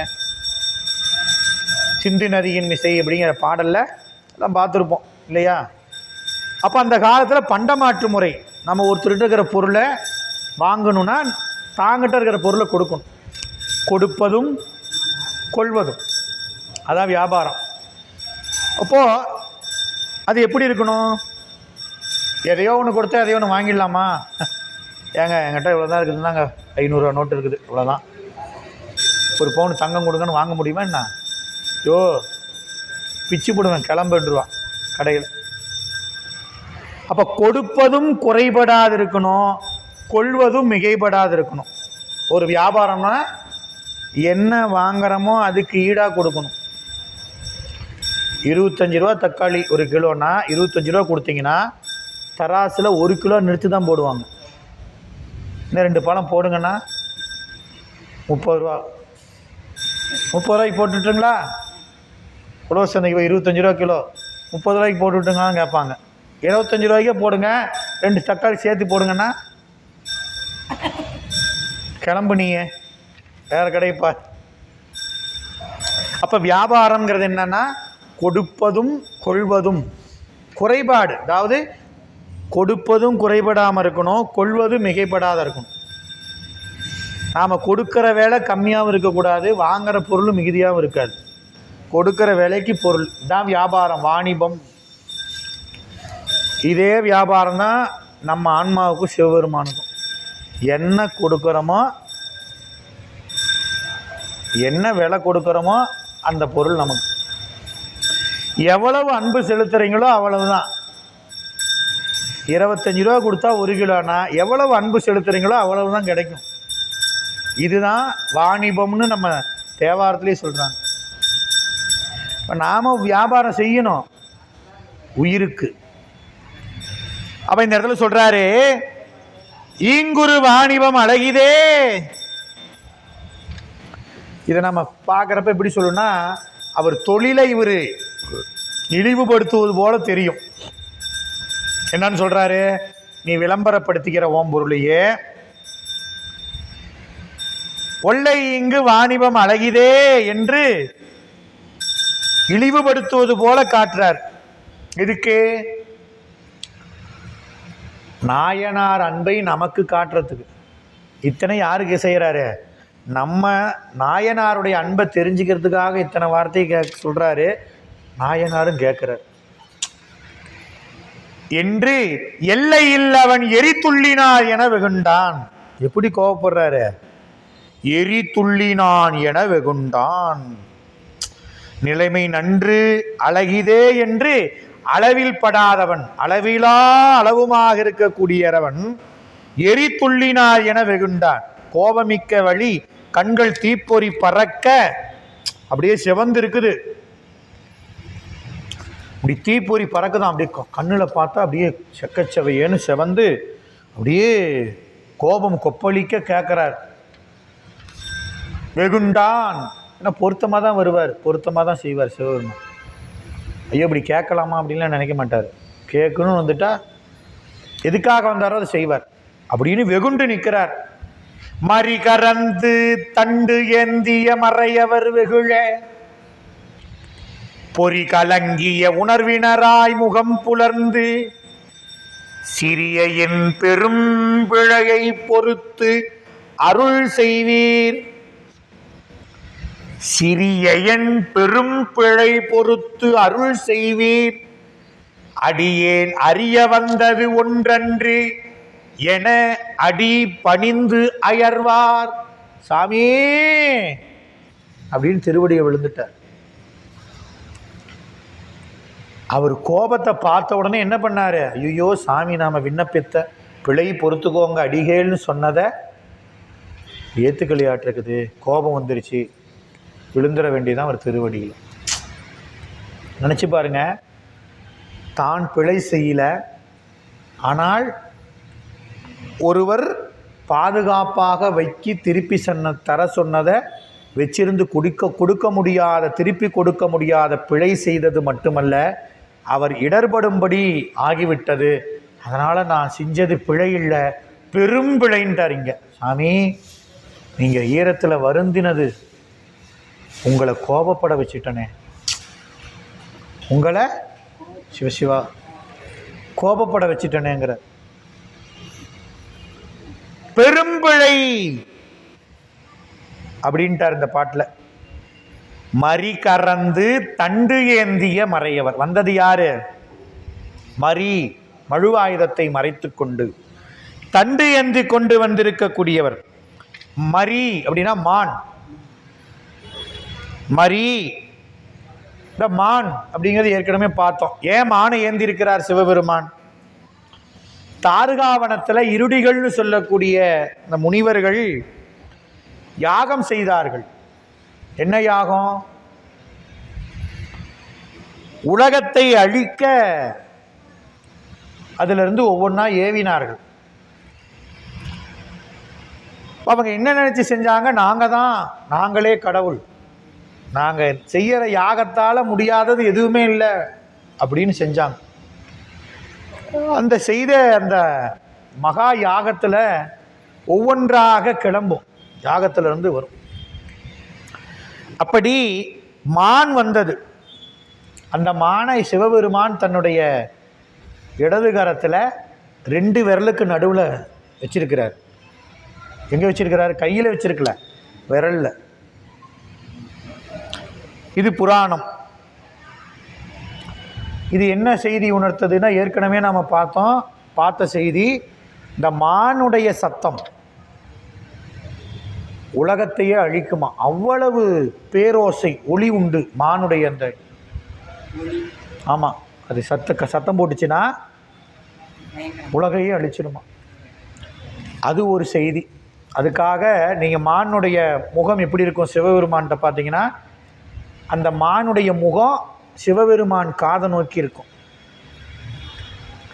இப்படி திரும்பி இருந்துச்சுன்னா சத்தம் போட்டு உலகெல்லாம் அழிஞ்சிடுங்கிறதுனால அந்த ஒளியை பூரா பெருமான் வாங்கி உலகத்தை காக்கிறார். நினச்சி பாருங்கள், மானை பார்க்குறப்பெல்லாம் ஐயோ சாமியங்களை காப்பாற்றின தெய்வமேன்னு நினைக்கணும். என்னமோ மானை வச்சிருக்கிறாரு விளையாடிட்டு இருக்கிறாருன்னு நினைக்கக்கூடாது. இன்னொன்று, மானை பிடிக்கிறாருன்னு அர்த்தம். மானை பிடிக்கிறதா என்ன? மானை காட்டி மானை பிடித்தல். வேடர்கள் என்ன பண்ணுவாங்க, ஒரு மானை பிடிக்கணும்னா தாண்ட ஒரு மானை அனுப்பிச்சி விட்டு அப்படியே அது வர்றப்ப பிடிப்பாங்க. சிவபெருமான் தன் முன்னே தூங்குகின்ற மாணவனை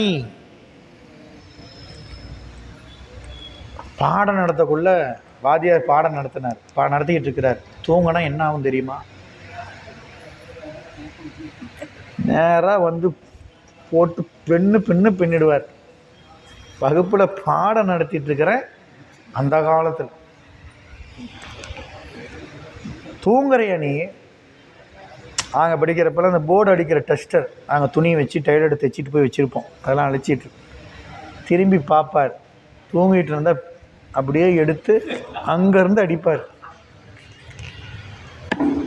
சும்மா அடி சாதாரணமாக விடுவார். தூங்கினா ஆசிரியர் மாணவனை தண்டு கொண்டு எழுப்புவார்.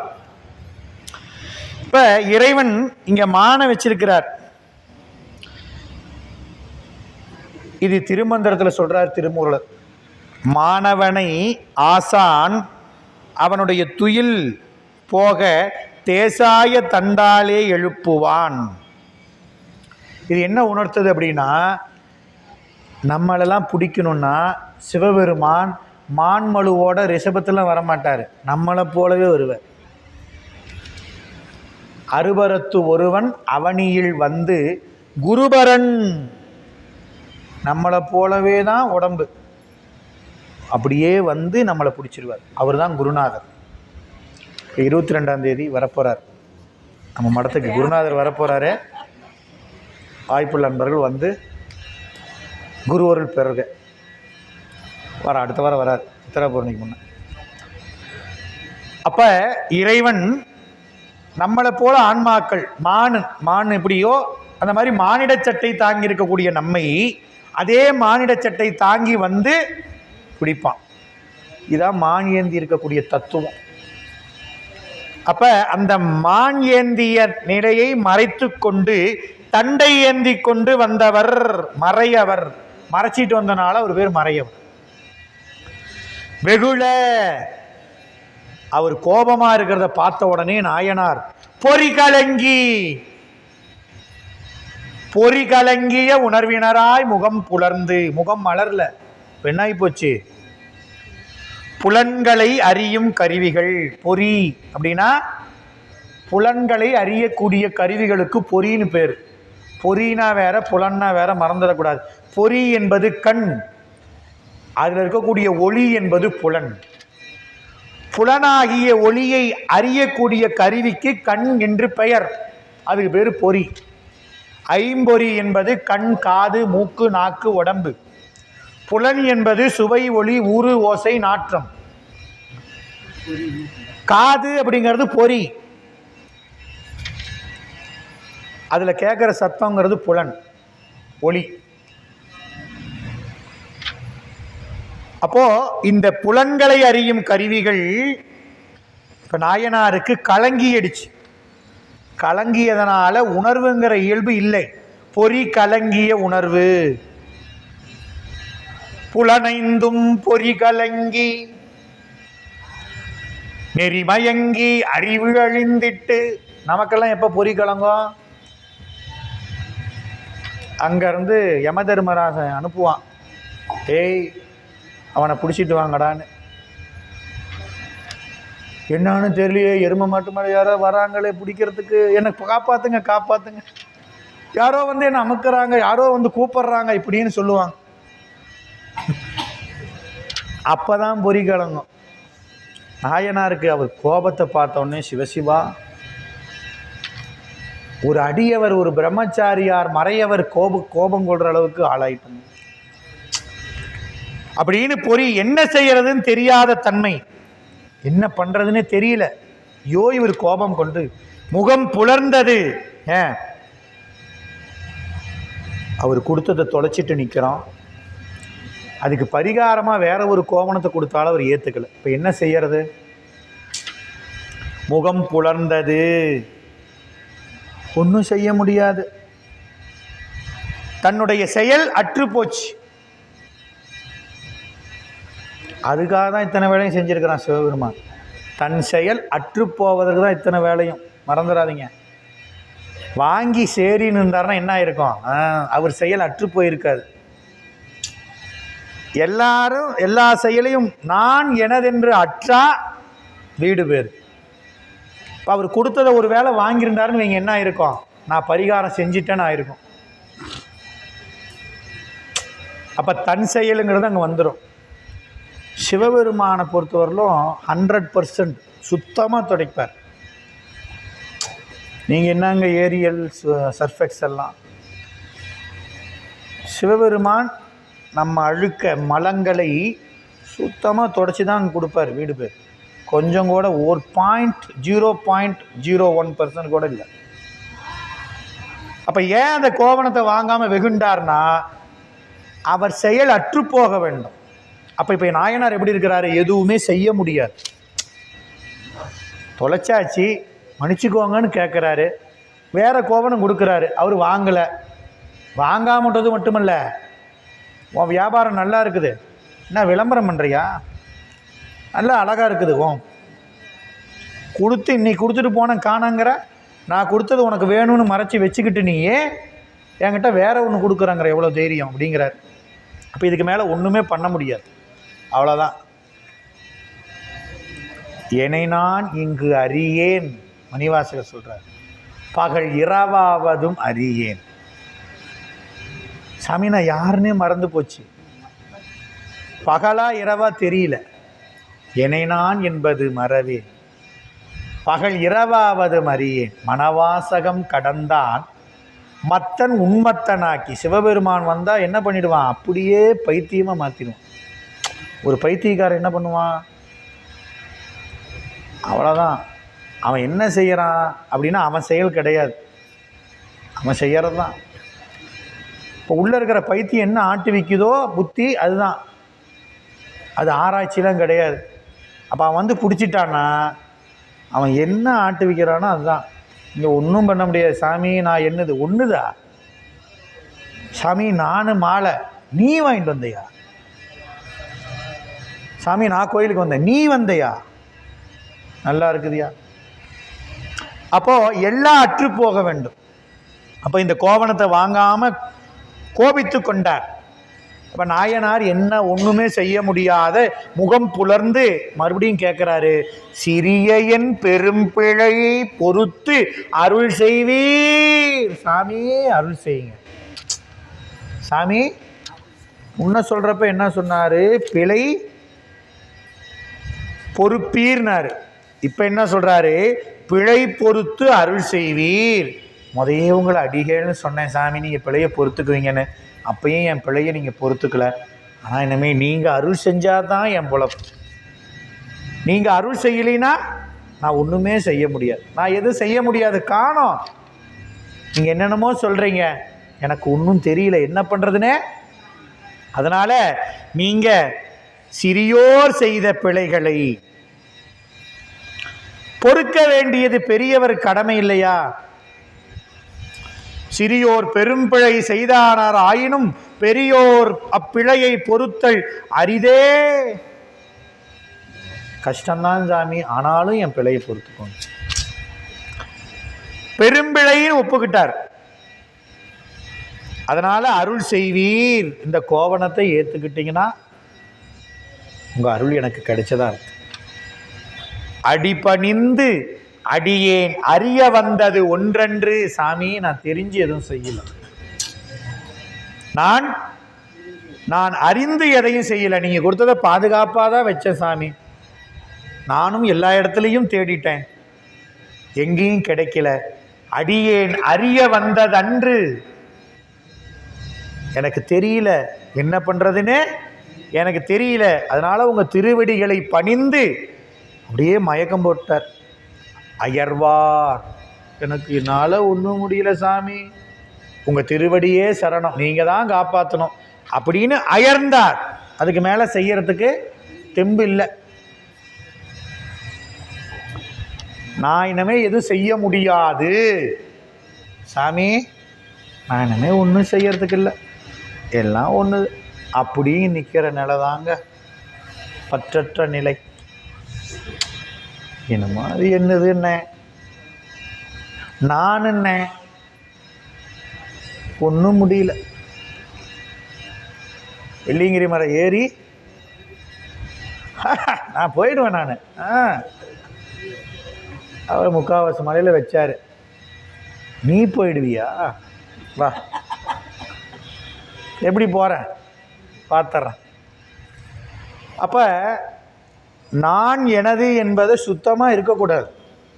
பெருமானே உன் கருணை, உன் திருவருள், ஏதோ அன்றைக்கி வந்து வகுப்பு கேட்டுட்ருக்கிறேன், உன் திருவருள் என்னமோ தெரியல, உன் கருணையினால் இது நடக்குது அப்படி நினைக்கணும். எல்லாமே திருவருள் திருவருள் திருவருள்னு நினச்சிக்கிட்டே இருந்தால் ஒரு நாளைக்கு நான் எனதுங்கிறது தேஞ்சு போயிடும், காணாமல் போயிடும். இல்லைன்னா அவர் தேய வைப்பார். நாமலாம் செய்யறது அவனா செய்யறது ரெண்டும் உண்டு. ரெண்டும் ஆன்மாக்கள் பொருட்டு இறைவன் செய்வான். நாமளா உணர்ந்து அவனுக்கு அன்பு செலுத்தினா அது தானா இனிப்பு மருந்து. அப்படியே தேனாய் என் அமுதமுமாய் தித்திக்கும் சிவபெருமான் அப்படியே அவனை அனுபவிச்சுக்கிட்டே தேய்ச்சிடலாம் பாசம் மலங்களை எல்லாம். இல்லைன்னா அவர் என்ன பண்ணுவார்? தேய வைப்பார். அடித்து அடித்து அக்காரமும் தீட்டி அதிசயம்னார். சிவபெருமான் சும்மால விட மாட்டார். நாமளாம் பார்த்து நீயா திருந்திட்டேன் சாமி, ரொம்ப மகிழ்ச்சி, வா அப்படிம்பாரு. இல்லை சாமி நான் திருந்த மாட்டேன். சரி நான் திருத்துறேன், நீ ஒன்றும் கவலைப்படாத, திருந்த மாட்டேல நான் திருத்துறேன் அப்படின்னு அவர் திருந்த வைப்பார். இது ரெண்டுமே சிவபெருமான் செய்கிற கருணை தான். நாமளாக திருந்த வைக்கிறது, நம்மளை திருத்திக்க வைக்கிறது சிவபெருமான் செய்கிற அருள் கருணை. திருந்த மாட்டேன் நின்னா அவனா திருத்துவது மரக்கருணை. ரெண்டுமே சிவபெருமான் செய்வார். அப்ப நாயனார் தன் செயல் அற்று நிற்கிறார். அயர்வார் திருவடியில் விழுந்தார். இப்பதான் பிடிக்க வேண்டிய இடத்த பிடிச்சிட்டார். செய்யத்தகும் பணி செய்வன் இக்கோவனமன்றி நயத்தகும் தனம் நல்ல பட்டாடைகள் மணிகள் உயர்த்த கோடி கொண்டருளும் என்று உடம்பினில் அடங்கா பயத்தொடும் குலைந்து அடிமிசை பலமுறை பணிந்தார். இப்ப அடுத்த வம்பு. பணிந்த நாயனார் என்ன சொல்றாரு? நயத்தகுந்தன தனம் செய்யத்தகும் பணி செய்வன். சாமி தகுவதாய் நீர் பணிக்கும் பணி, நீங்க கொடுத்த ஒரு பணி பத்திரமா வச்சிருக்க சொன்னீங்க, அந்த பணியை நான் ஒழுங்கா செய்யத்தகும் பணி செய்வன், அதை தொலைச்சிட்டேன். அதற்கு பிரதியாக ஒரு கோவணம் தரலான்னு நினைச்சேன் பாருங்க. கடவுளே, என்னால் தர முடியுமான்னு நான் நினச்சிருக்கணும். நான் என்ன சொல்லியிருக்கணும்? சாமி அது காணோம், என்ன செய்யணும்னு சொல்லுங்கன்னு உங்கள் திருவடியில் விழுந்திருக்கணும். நான் அதுக்கு பிரதியாக ஒரு கோவணம் தரேன்னு நினச்சேன் பாருங்க, அது என் தற்போதம். நான் தந்துருவேன்னு நினச்சிட்டனே. செய்யத்தகும் பணி செய்வன் என்று கோவணத்தை கொடுத்தேன் பாருங்க சாமி, அதுதான் பெரும்பிழை. முன்ன செஞ்சது பிழை. நினைச்சு பாருங்க, நாமெல்லாம் எவ்வளவு இன்னும் உணரணும். கோவணத்துக்கு மாற்றா ஒரு கோவணம் கொடுத்தது பெரும்பிழைன்னு நாயனார் சொல்றார். ஏன்? நான் ஒரு கோவணத்தை தொலைச்சிட்டேன் சாமி, நான் என்ன செய்ய போறேன் நீங்களே சொல்லுங்கன்னு அவர் திருவடியில் விழுந்திருந்தா பிழைக்கு பரிகாரம் தேடுறதா அர்த்தம். அதை செய்யாம சாமி உங்க கோவணம் கிழிஞ்சது, கிழிச்சு கொடுத்தது, நான் நிச்சயம் கொடுக்குறேன் வாங்கிக்கோங்கன்னு சொன்னனே. இந்த மறையவர் கோபத்தினால தானே நான் தற்போதத்தில் இருக்கிறேனே தெரிஞ்சிருக்குது.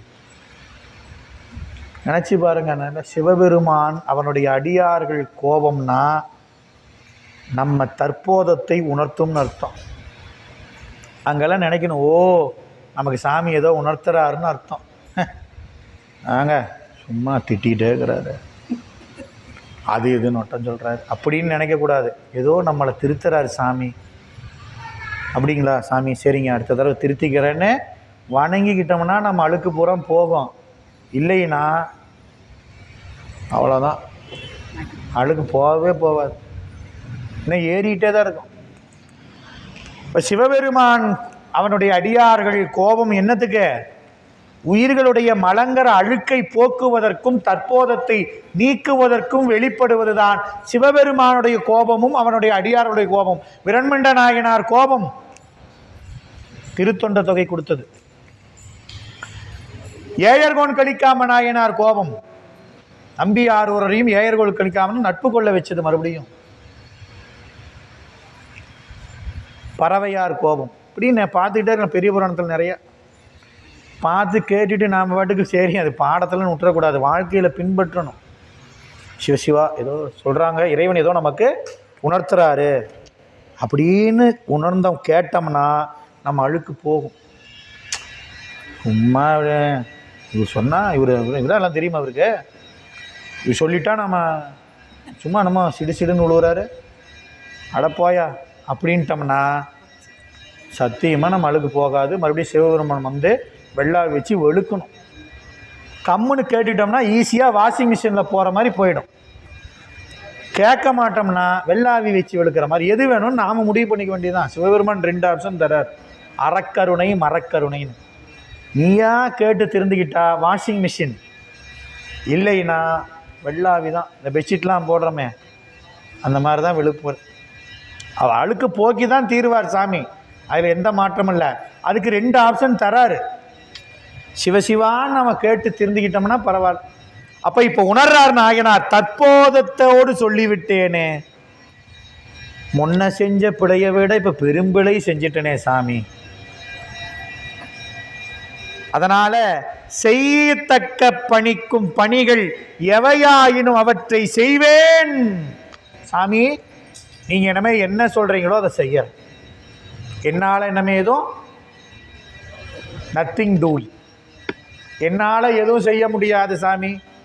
எதையும் செய்யக்கூடிய நிலையில் செயல் எனக்கு இல்லை, செயல் அற்று போயிட்டேன். நீங்கள் கொடுத்ததை தொலைச்சது பெரிய தப்பு, அதை விட பெரிய தப்பு அதுக்கு மாற்றா பிரதியாக கொடுக்குறேன்னு சொன்னது அதை விட பெரிய தப்பு. பெரும்பிழை பொறுப்பீர், நீங்கள் என்ன சொல்கிறீங்களோ அதை செய்யறேன் சாமி. நயத்தகுந்தன தனம் நல்ல பட்டாடைகள் மணிகள் உயர்த்த கோடி கொண்டு அருளும் சாமி.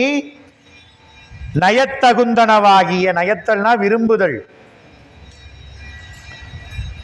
தனம் செல்வம், பட்டாடை மணிகள் நவரத்னம் பிரமே எல்லாம் இருக்குது, எல்லா ஐஸ்வர்யம் பட்டாடைகள் மணிகள் ஏன் எல்லாம் வச்சிருக்கிறாரு. ஏன்னா வியாபாரம் பண்ணுறவர்ல ஒரு பக்கம் நவரத்னம் வச்சிருக்கிறாரு, ஒரு பக்கம் ஆடை இருக்குது, ஒரு பக்கம் எல்லாம் வச்சிருக்கிறாரு.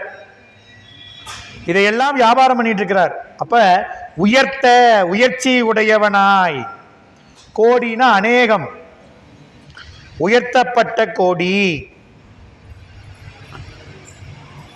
போன கோவணத்திற்கு கொண்டு, போன கோவணத்திற்காக என்கிட்ட இருக்கக்கூடிய செல்வம் பட்டாடை மணிகள் இத்தனையும் நீங்க ஏற்றுக்கொண்டு,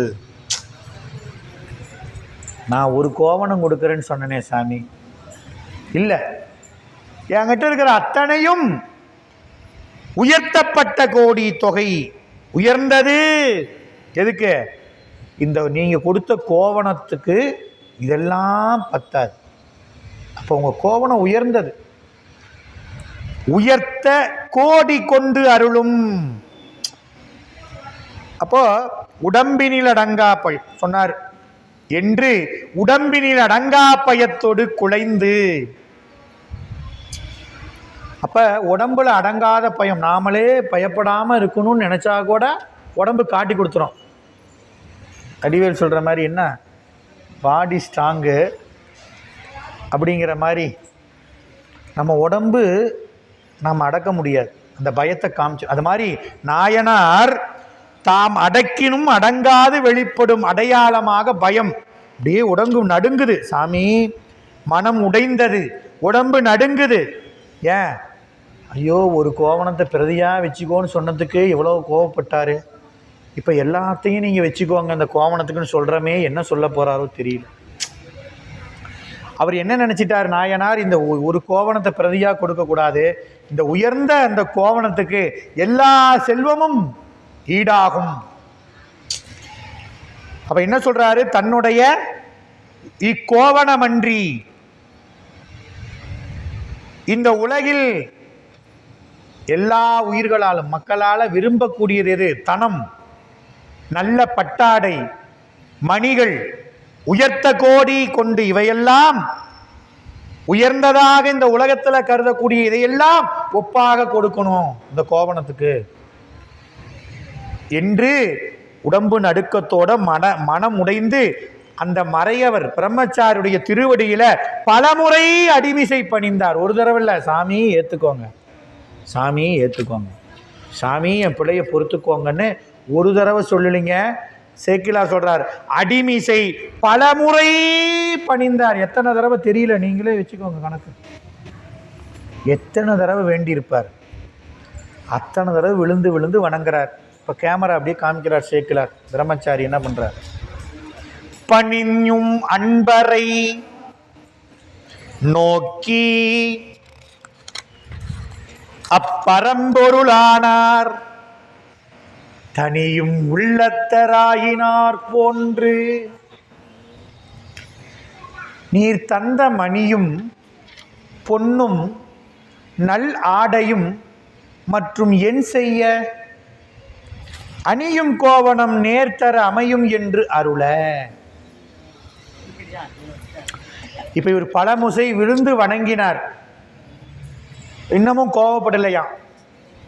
பணியும் அன்பரை நோக்கி, அன்பர்ன்றார் சேக்கிழார்.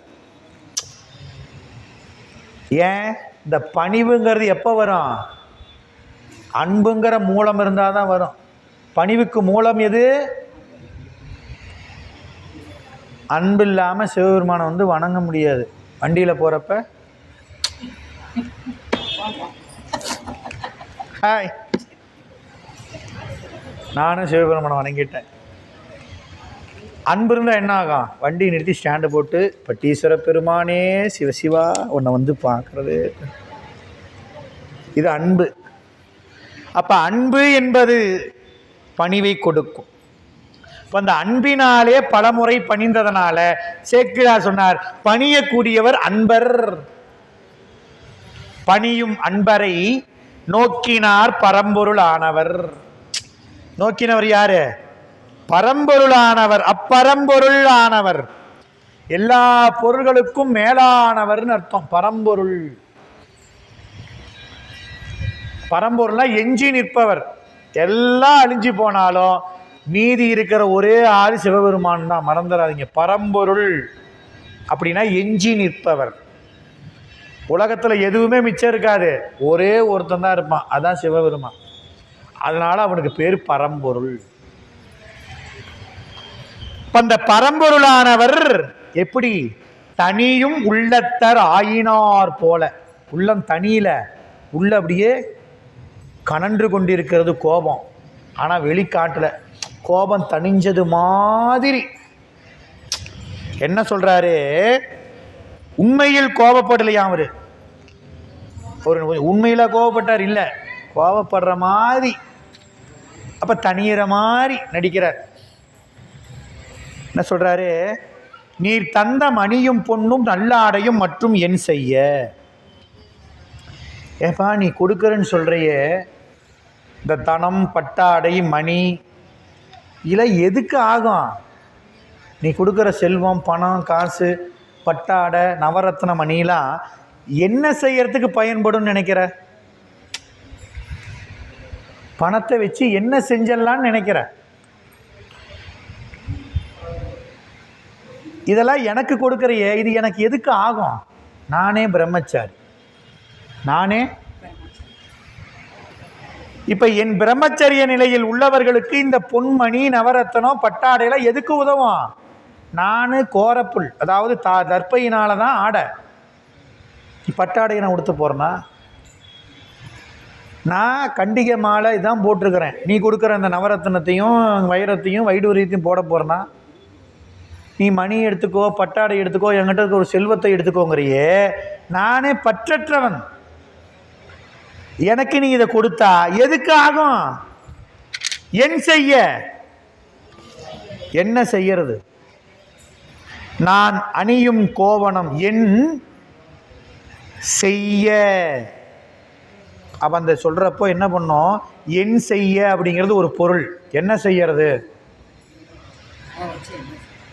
நான் அதை வச்சு என்ன செய்யறது? இன்னொன்று, என் செய்ய கோவணம், நான் அணியும் செய்ய கோவணம். இந்த செய்யங்கிற எடுத்து கோவணத்துக்கிட்ட போட்டிங்கன்னா செம்மையான கோவணம். நான் அணியக்கூடிய கோவணம் செய்ய கோவணம். இந்த கோவணத்துக்கு நேர்த்தர அமையும். இந்த கோவணத்துக்கு நீ கொடுக்கறதெல்லாம் நேராகுமா? என் கோவணத்தினுடைய எடைக்கு நீ கொடுக்கறதெல்லாம் நேராகுமா? நேர்த்தர அமையும் அப்படின்னா எடையில் சமமாகுமான்னு அர்த்தம். அப்ப என்னுடைய கோவணம் தருதலே அமையுமே தவிர நீர் எனக்கு தருவதாக சொல்லும் மணி முதலியவை எனக்கு தேவையில்லை. எனக்கு தேவையில்லை.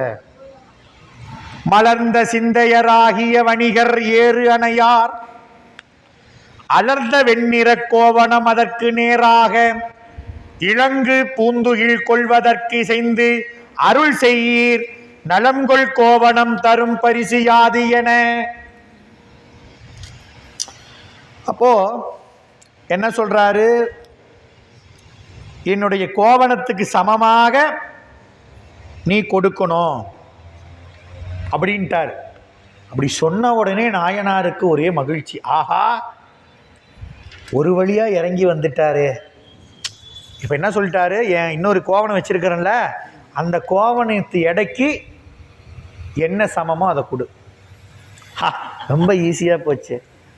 முதல்லையே கேட்டிருந்தா கம்முன்னு அவர் கோபத்துக்கு ஆளாகாம இருக்கலாம்.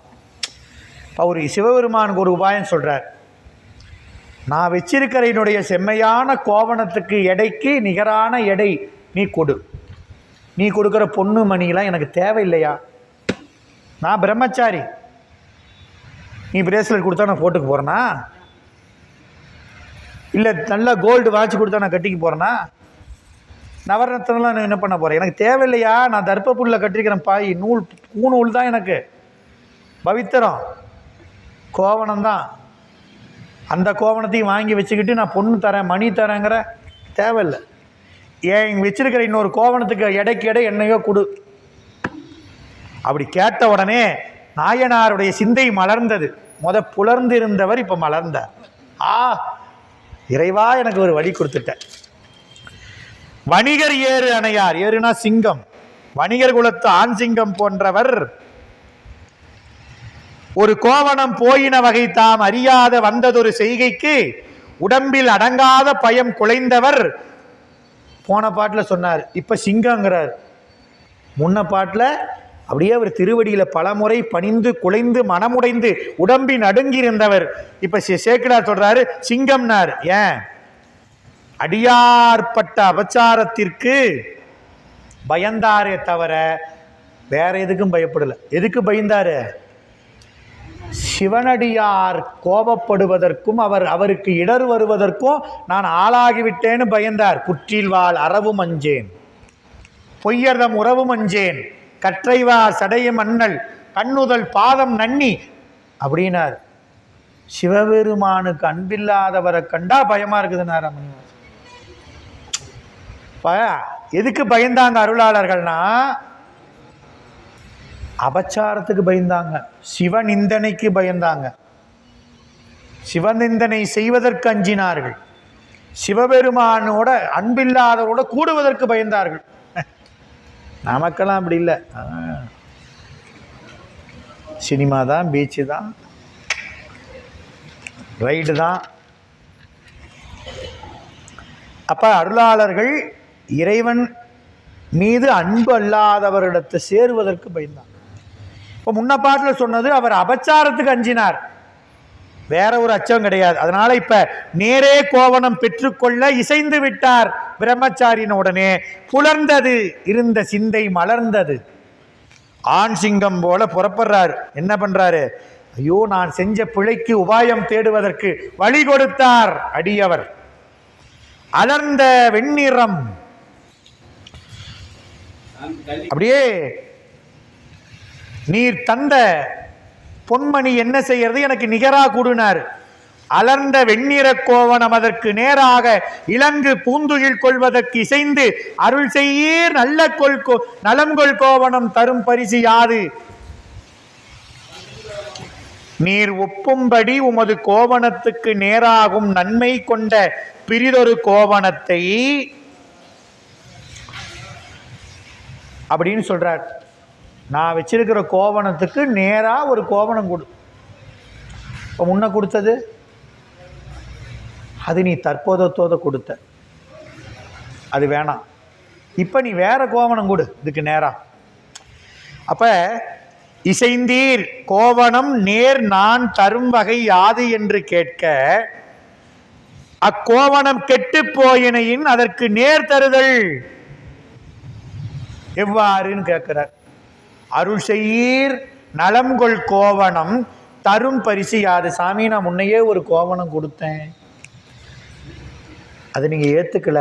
ஆனால் இப்போ இதுக்கு நிகராக ஒரு கோவணம் கொடுங்கிறீங்களே, நான் என்ன கோவணம் தர்றது? நான் ஏதோ கேட்டு மறுபடியும் நீங்கள் கோவப்பட்டு நீங்களே சொல்லுங்கள், நீங்களே அருள் செய்யுங்க அப்படின்னு கேட்குறார். நம்பர், நம்பிக்கைக்குரியவர் என நாயனார் கேட்ட உடனே நம்பர், ஏன்னா அவர் நம்பிக்கைக்குரியவர்னு பேர். சிவபெருமானுக்கு என்ன பேர்? சத்தியமாக நம்புறவங்கள கைவிட மாட்டார். யாரு கைவிட்டாலும் அவன் விட மாட்டான். அதனால அவன் நம்பர். நம்பன் நாமம் நமச்சிவாய. நம்பிக்கைக்குரியவன் அவன்தான் அப்படின்னு நாயனார் கேட்டோடனே நம்பிக்கைக்குரியவனாக இறைவன் சொல்றார். உடுத்த கோவணம் ஒழிய நாம் உம் கையில் தர நீர் கெடுத்ததாக முன் சொல்லும் அக்கிழித்த கோவணம் நேர் அடுத்த கோவணம் இது என்று தண்டினில் அவிழா எடுத்து மற்ற இதன் எடையிடும் கோவணம் என்றார். சாமி, நீ கொடுத்த கோவணம் தொலைஞ்சி போச்சே, இப்ப நான் அதுக்கு நிகராக எப்படி தர்றது? அதை வச்சாதானே தர முடியும் அப்படின்னு கேட்கிறார். அதுக்கு என்னப்ப, என்கிட்ட இன்னொன்று இருக்குது. உடுத்த கோவணம் ஒழிய நான் கட்டியிருந்த ஒரு கோவணம் நான் வச்சிருந்ததும் உங்கள்கிட்ட தந்தேன். உடுத்த கோவணம், நான் உடுத்தி இருக்கும் கோவணம் என்கிட்ட இருக்குது. நான் சாற்றியிருக்க கோவணத்தை தவிர எனக்கு மாற்றிக்கொள்வதற்காக 2 கோவணம் வச்சிருந்தேன். அதுல ஒன்று எடுத்து உங்ககிட்ட கொடுத்தேன். நான் கொண்டு வந்தது மொத்தம் 3. ஒன்று கட்டியிருந்தேன், உடுத்தி இருந்தேன், 2 கட்டியிருந்தேன் கோல்ல. அப்போ அந்த 2 கோவணத்துல 1 உன் கையில கொடுத்தேன். நீர் என்ன சொல்ற? அது கெட்டு போச்சுங்கிற, அது காணுங்கிற, அதனை கெடுத்ததாக சொல்லிட்ட. அப்ப 3ல் 1 கெட்டு போச்சு, தொலைஞ்சிருச்சு, விட்டுரு. மிச்சம் இருக்கிறது 2. அதுல 1 நான் கட்டி இருக்கிறேன், இன்னொன்னு என் தண்டுல இருக்குது. அப்போ நீ கெடுத்ததாக முன் சொல்லும் அக்கிழித்த கோவணம் நேர் அடுத்த, அது போலயே ஒரு கோவணம் என்கிட்ட இருக்குது, இந்தா அப்படின்னு எடுத்து தராசுல வைக்கிற. இதுதான் இப்ப எங்க வந்துட்டாங்க? கோயிலுக்கு வந்தாச்சு. புறப்பட்டார்னு சொன்னாரு, வீட்டில இருந்து புறப்பட்டு இப்ப எங்க வந்தாச்சு? அப்படியே எங்க தண்டினில் அவிழா எடுத்தனா அதை அவிழ்த்து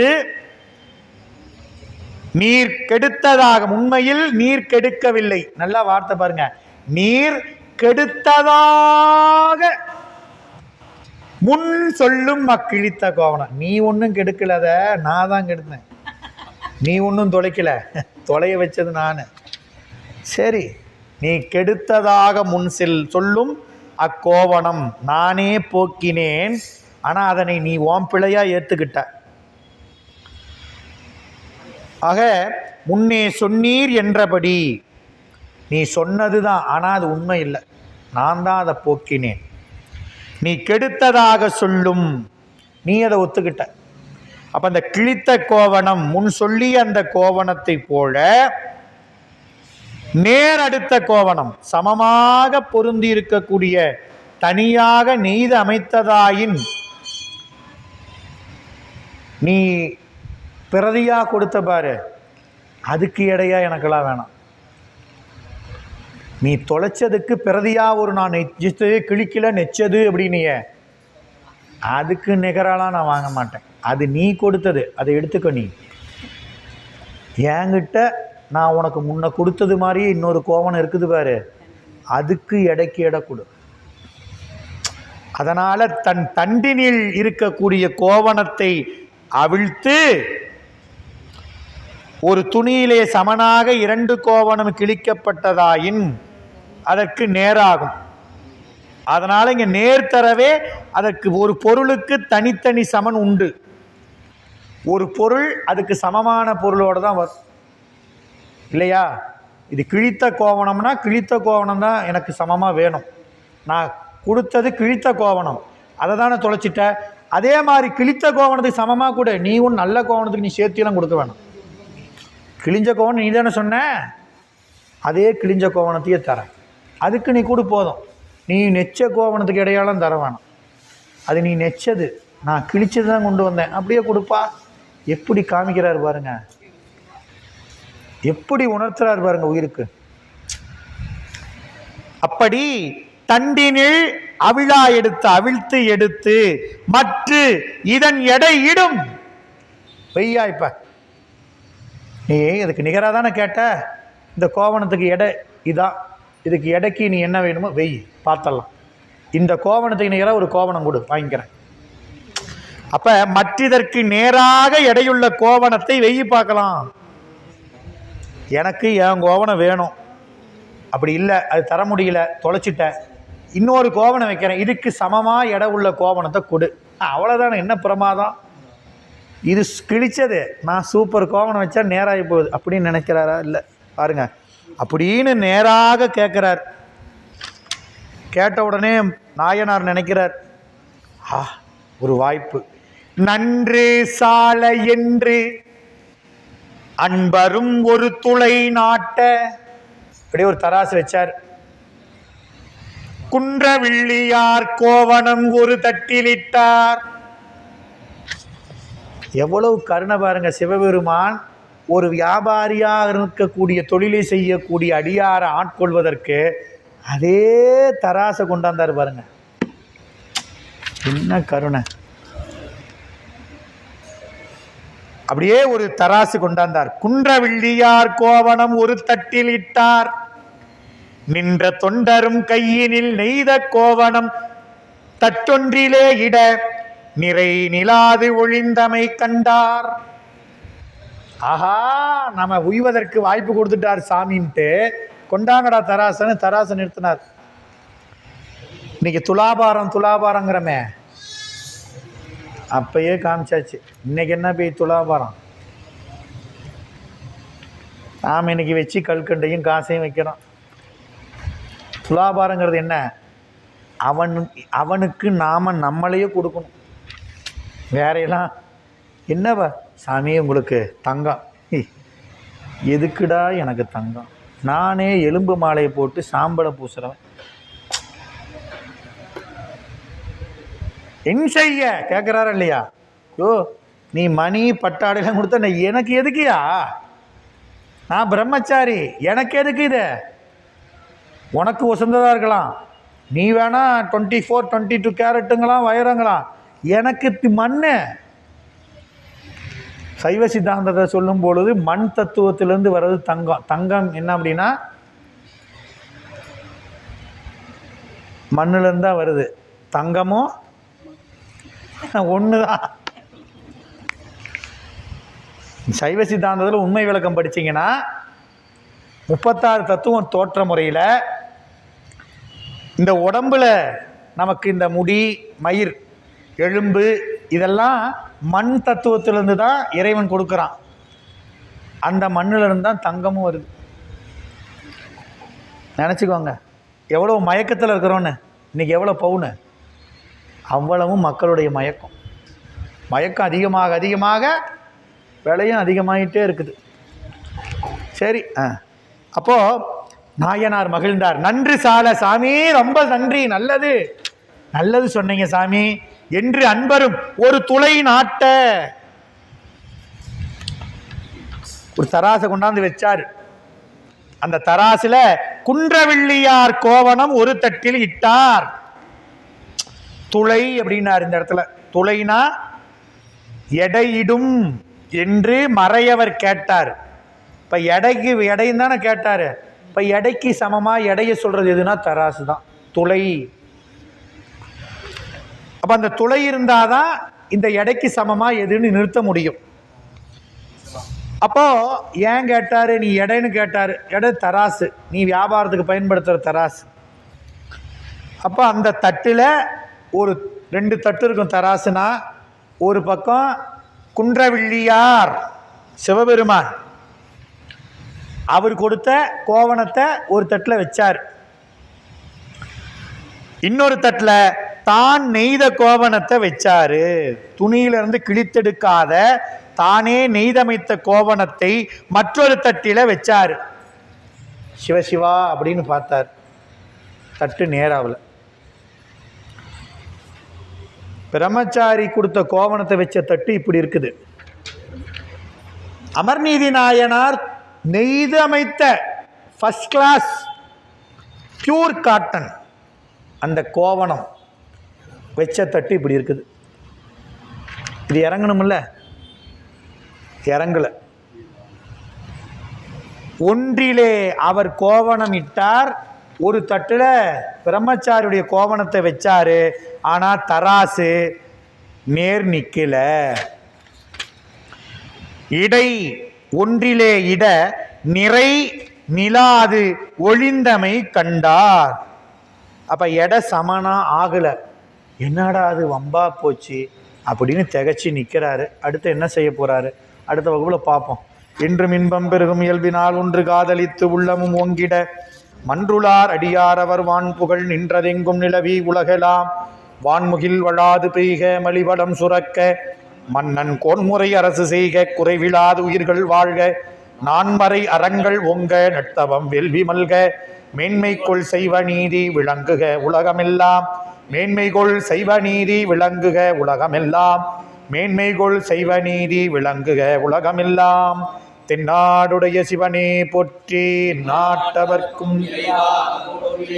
ஓம் நம சிவாய சிவாய நம.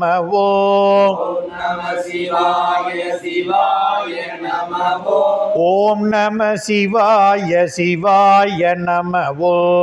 ஓம் நம சிவாய சிவாய நம.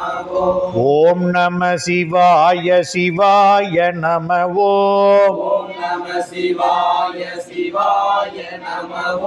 ஓம் நம சிவாய சிவாய நம. ஓம் நம சிவாய சிவாய நம. ஓம் நம சிவாய சிவாய நம. ஓம் நம சிவாய சிவாய நம.